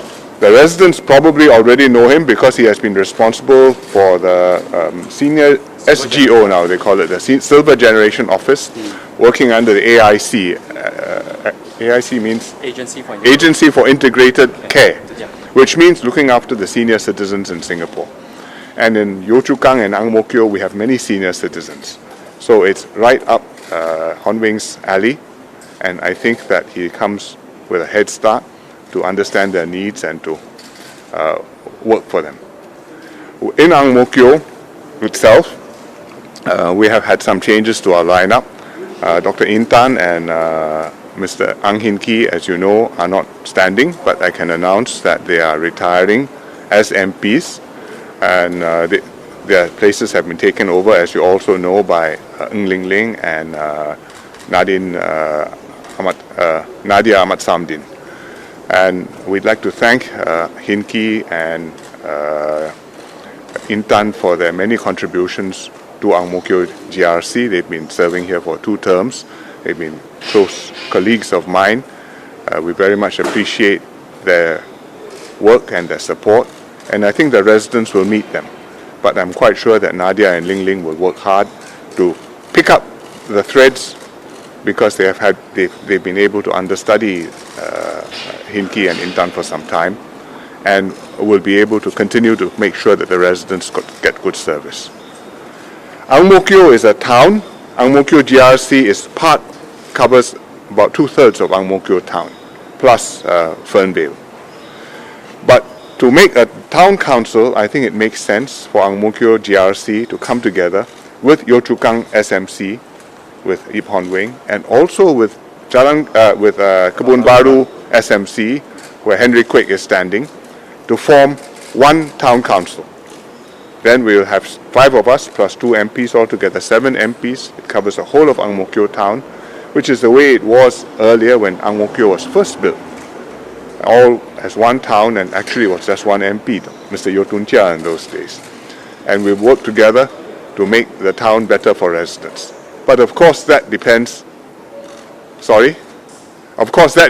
on the PAP winning in Ang Mo Kio as well as in Kebun Baru and in Yio Chu Kang. And so I hope that the voters in Yio Chu Kang and Kebun Baru will give their support to Hon Wing and to Henry, and we will be able to work together closely after the election is over. 当然。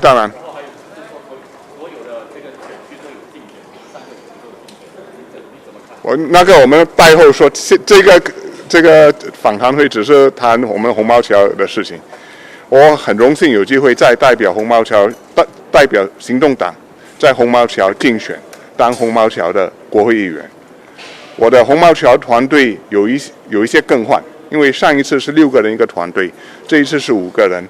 那徐宝坤先生医生已经去转战但宾尼基选区。那杨处港就是郭伯坤那个部分，现在是划分出来是另外一个单选区，由Yip Hon Wing去当候选人。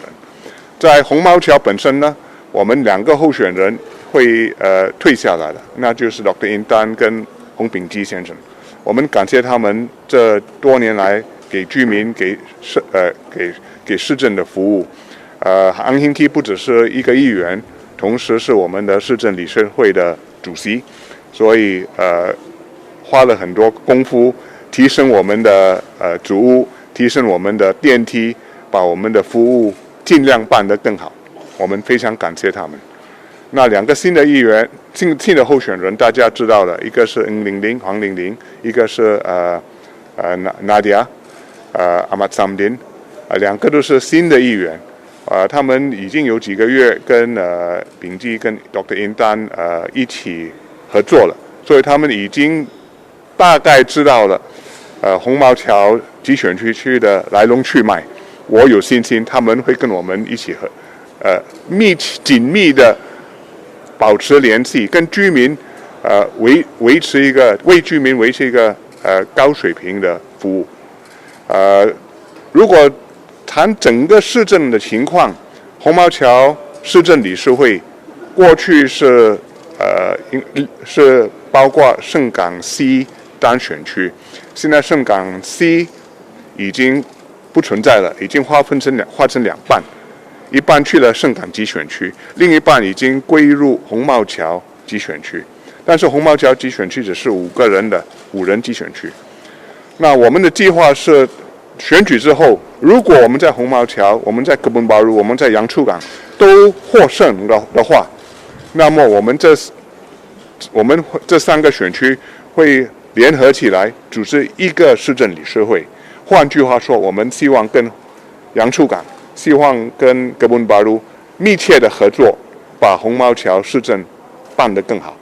所以我希望Kebun Baru跟洋出港的选民会支持我们行动党的候选人，让我们能够共同携手，把这个变成我们的理想家园。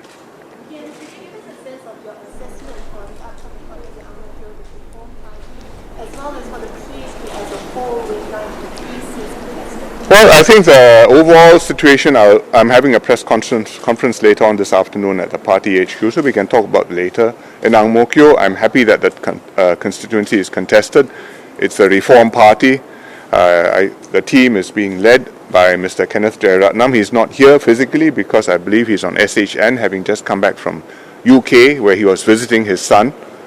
But we look forward to a contest. And I'm sure the residents will be looking forward to hear what the Reform Party plans to do and can do for them. Mr. Lee has two quick questions. The first is, what is your target for this election? And do you think that scoring under 69%, that might reflect a lack of confidence in the new generation of leaders? The second question is, whether or not Mr. Lee Hsien Loong contests, are you concerned or worried that he might have a sway over voters? And the fact that he's I do not have a target. I never have a numerical target for an election. We go in, we give it our all, we fight for every vote. And when you open the ballot boxes, you will know how the voters have decided. And this time we're taking it very seriously. We're fighting for every vote. Every constituency is contested. So this is not a by-election. It's a general election for the most important issues concerning the country at a moment of crisis. And I think everybody needs to understand that. Everybody must have that in mind when they assess their votes. As for Mr. Lee Hsien Loong, I have no comment. He's entitled to speak like anybody else. Nowadays with social media, you can have 5-6 million voices on the internet. The public will assess which ones are worth listening to, which ones make sense.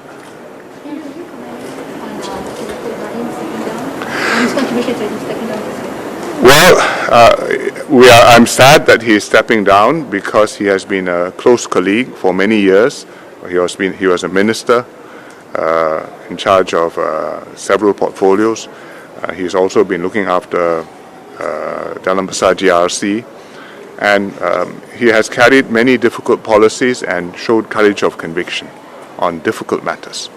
I mean, he talked about matters concerning the Malay community, matters concerning terrorism, matters concerning religion.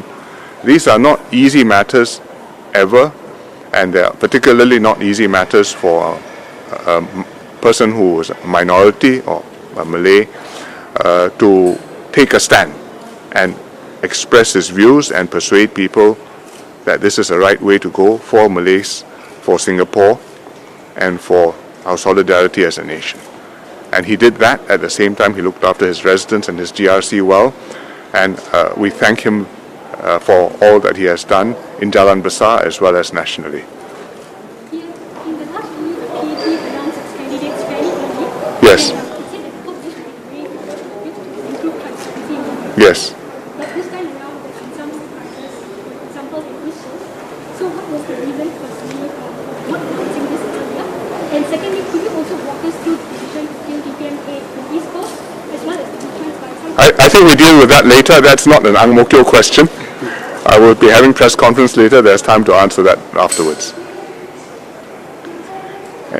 Yes? A number of the opposition parties have expressed advisory foreign directors, cycling of EP rules and other things. Yes.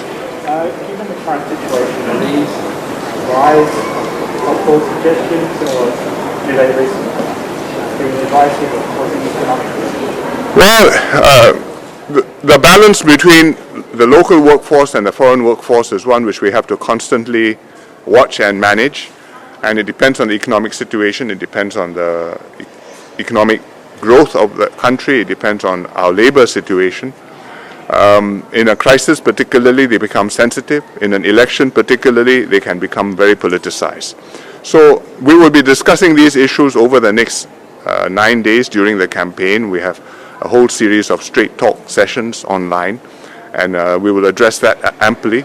I have no doubt that we must do the right thing, not just for these 9 days to win votes, but to make sure that we make the right decision which will enable Singaporeans to have the best chance to have good jobs in a growing economy. And that is something, how to do that, I think that's something which we have to discuss in detail on another occasion. Okay? Any more? Thank you. Thank you. Thank you. Thank you. Okay, Conway. All right, so we just heard PM Lee Hsien Loong there answering Ang Mo Kio questions. He mentioned a couple of times the theme of extended family, especially when he was referring to Yip Hon Weng, who is a PAP's candidate for Yio Chu Kang SMC, which has been carved out of the Ang Mo Kio GRC. We're going to pick up on that theme in just a while, but first we're going to head off to listen to another speech over at Tampines, where Teo Chee Hian is speaking. All the lights are in the center.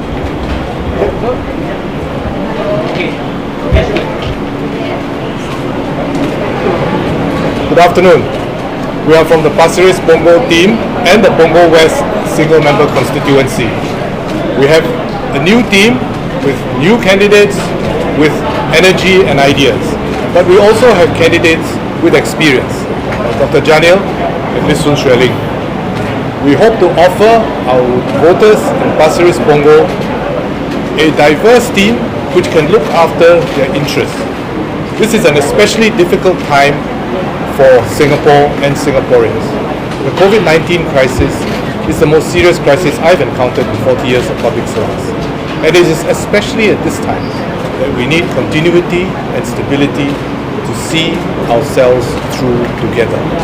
So I hope that voters will give us their support so that we can work together for a successful and better home for the future. Thank you very much. DPM, the party is asking for a strong mandate from voters. What's your definition of a strong mandate? Well, a strong mandate is one where we clearly have the support of the voters.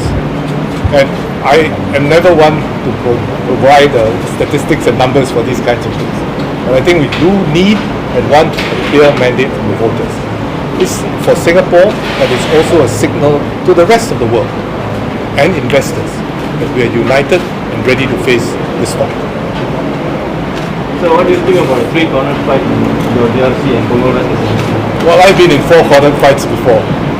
We welcome all those who are contesting, but we hope that the voters will see that we can offer them a better tomorrow, a stable, secure future. And I think that is the most important thing at this point in time.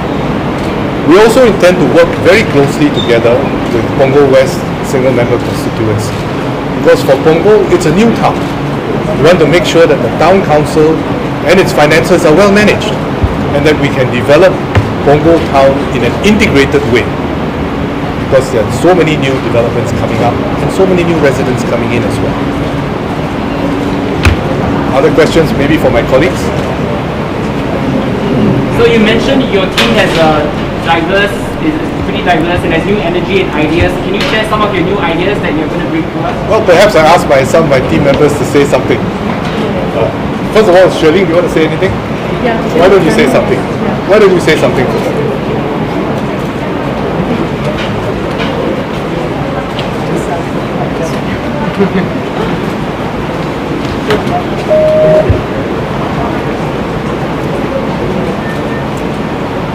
I have served my residents faithfully for the past 5 years. I believe that service to residents is a marathon It is not a last-minute 100-meter sprint. There are many exciting things happening in Punggol. We have been talking about the Punggol Town Hub, the Punggol Digital District. Punggol will be growing with the young families that we have. In the midst of COVID-19, I've also put in place many local programs to support. We're just going to go to Nanhua High School with Dr. Tan Cheng Bok. I look after it as a town council chairman and as a CDC chairman, Southwest CDC chairman. And it covers exactly the whole West Coast constituency. Now, and on top of it, I was 26 years in Ayer Rajah. So actually, to me, it's not that I'm unfamiliar with that place. I would say that I'm very, very familiar with that place. In fact, there are a lot of changes in Teban and Pandan that actually took place during my time. In the early days, the Teban, Pandan, and the outskirts, they were all built on prawn ponds. And when I took over, there were a lot of problems with the dislocation of pipes and also the sinking floor. But then we took care of all that during my time. But there's one thing you all may not realize. Actually, in Teban, Pandan, and actually that particular area, the water system was very unique. I don't know whether you all heard of the two water system. One is a potable water system where you all take from the tap. But there was another one, the industrial water. And there are two piping systems into all the flats in Teban and West Coast. Because Teban and West Coast were built by JTC. And we wanted to try out on how to conserve water. So we used industrial water. But our problem there was that the piping was wrong. They built on cast iron pipe. So the result, there was a lot of corrosion. And I remember at one ministerial visit, we brought the minister just to let him have a feel of all the sewer water dripping from the ceiling. That shows the extent of damage there. So to say that we all don't know that place, I can tell you, I can give a long story about That was more than 20 years ago. It's been 20 years since you last stood there. So, I mean, what's changed and what's happened in the past 20 years at West Coast Grass? Well, I would say I'm looking at the plans. I actually had a hand in it. Because when at that time, actually, I remembered we were already planning how Teban and Pandan would look like in the years to come. So I like to go there and watch and see how the development took place. And I'm very happy that it took place in the right direction. When the PAP moved the key 4G minister over, Mr. Desmond Lee, do you think they did that out of concern of your party's view? Wow, I must be so... Do you think they see you as a worthy threat? That's why they put such a heavy weight over, such big over? No, in politics, it's their way. I'm not going to question why they do that. But if they say that I must be somebody quite good or quite strong, so they are trying to put all the heavyweights and then come to West Coast, well, it's good. And also I hope you all appreciate that under the guidance of leadership of Dr. Tan, he has brought to West Coast a team of people. Yeah. All of us have our track record at the same time, and at the same time you all have heard the policies and the ideas that we have put forward. So we are coming in with the ideas and policy to chart Singapore in a new direction. I hope you all focus on the policies and the ideas that we have brought to the table.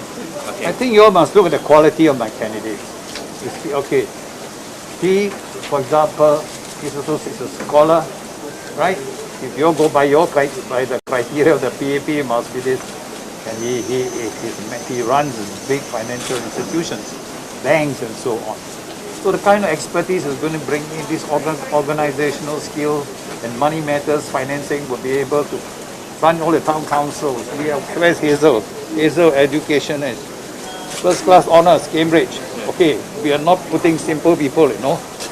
She was working in the Prime Minister's office, she was in the finance area. She's also very, very good. Then we have Jeffrey, where is Jeffrey? Jeffrey also. You asked him, he's a botanist, can you imagine? But maybe you all don't know what's a botanist. But botanists look after plants, okay? But It's actually agricultural based. All this food chain thing we're all talking about. Environmental. Yeah, he's more familiar. All the climate change, he's very familiar. And then we're talking about all these jobs, retraining and so on. We have Logan trains. So we are bringing in a very strong team to West Coast. They are not just like you all think that we are bringing us not so strong one. So they're bringing a stronger one to challenge us. It's a good. So in other words, Dr. Tan is trying to harness, the energy and the capabilities that we all have. So together as a team, we are far more than 5. We're not just 5 candidates. We are far more than 5. Dr. Tan, Janice from today, so after days of speculation about whether Mr. Lee Hsien Yang is running for election, so now we know that he's not running. So maybe could you share, was your plan to have him run in the first place, or was there No. Actually, he came on his own. He saw that our party represented what he stood for. For example, I just mentioned we want accountability, transparency, and all this, and independence of appointments of leaders. So when you see this thing being not so properly conducted, he saw the value in my party, so he came to join me. Of course, have you ever heard him talking about his family affairs now? No, because he separated it very clearly. That family is family. He came on his own volition to come to help us. So we are very happy, and we are quite open about getting members, and we are really happy to have him. He will help us to campaign. That's an asset for us. But why isn't he running for a seat? Why? Progress Singapore Party's leader Tan Cheng Bock there, 80 years old, talking about the heavyweights he's up against when it comes to the PAP slate. 2 full ministers on that slate. That's right, yeah. Mr. Desmond Lee moved from Jurong GRC. I think an inkling of that came yesterday when Mr. Tharman announced the lineup for Jurong. I think it's true that PP is expecting a tough fight in West Coast. I think Dr. Tan Cheng Bock wasn't just a 26-year MP. He is one of the most seasoned campaigners with high margins in Ayer Rajah seat when he stood there. And some of the issues he raised in his interview just now were to do with local issues, right? The fact that he brought some improvements when he was there. And in a way, the elections are also when voters do take into account local issues and upgrading projects and so on. But I think they'd also be mindful that over the past few years as well, the PAP team would also have brought in and will probably pledge more upgrading work in its plans for the constituency. Yeah, voters have a lot to look forward to. Speaking of which, it's 9 days of campaigning that we're looking forward to. What will you be looking out for as news editor? I think 3 things. I think how the parties adjust to this online rally format as a way to engage with voters. You see some planning Facebook live chats and sessions and so on. I think you will see more of that. The other thing is there's this new pitch, constituency political broadcasts, right? Where each candidate will have a few minutes to basically speak about their local plans from day 3 to day 8 of the campaign.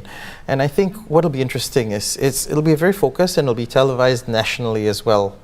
So I think I'd want to see what candidates for these various seats do speak about and touch on as part of their pitches. Yeah, it's going to be a battle for hearts and minds, that's for sure. So we heard a number of speeches that make reference to local issues. But before we let you go, I want to know whether you think because we're in the midst of a very unusual election, is it COVID-related issues, Singapore facing the worst GDP contraction since independence, are those issues going to be front of mind for voters versus, whether or not they want covered walkways, for example? Yeah, I think those will be part of the mind for voters, and I think you will see a lot of other activities going on, jobs fairs for residents. I think that's top of mind for many voters. Some of the recent budget measures have helped. Many Singaporeans continue to remain in jobs and so on. But as the global situation, continues to be like this, there's a real risk that job losses could hit the tens of thousands, right? And I think voters tend to be split on this.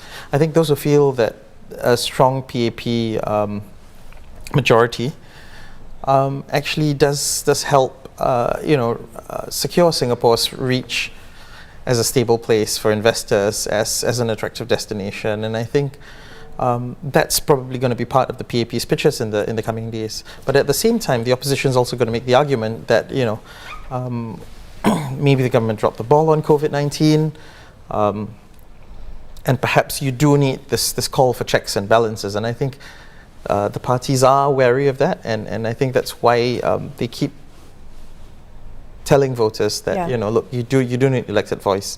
And on its part, the PAP's come back to make the argument that, look, whatever it is, you're guaranteed 21 alternative voices in Parliament, 12 NCMPs, and 9 nominated MPs.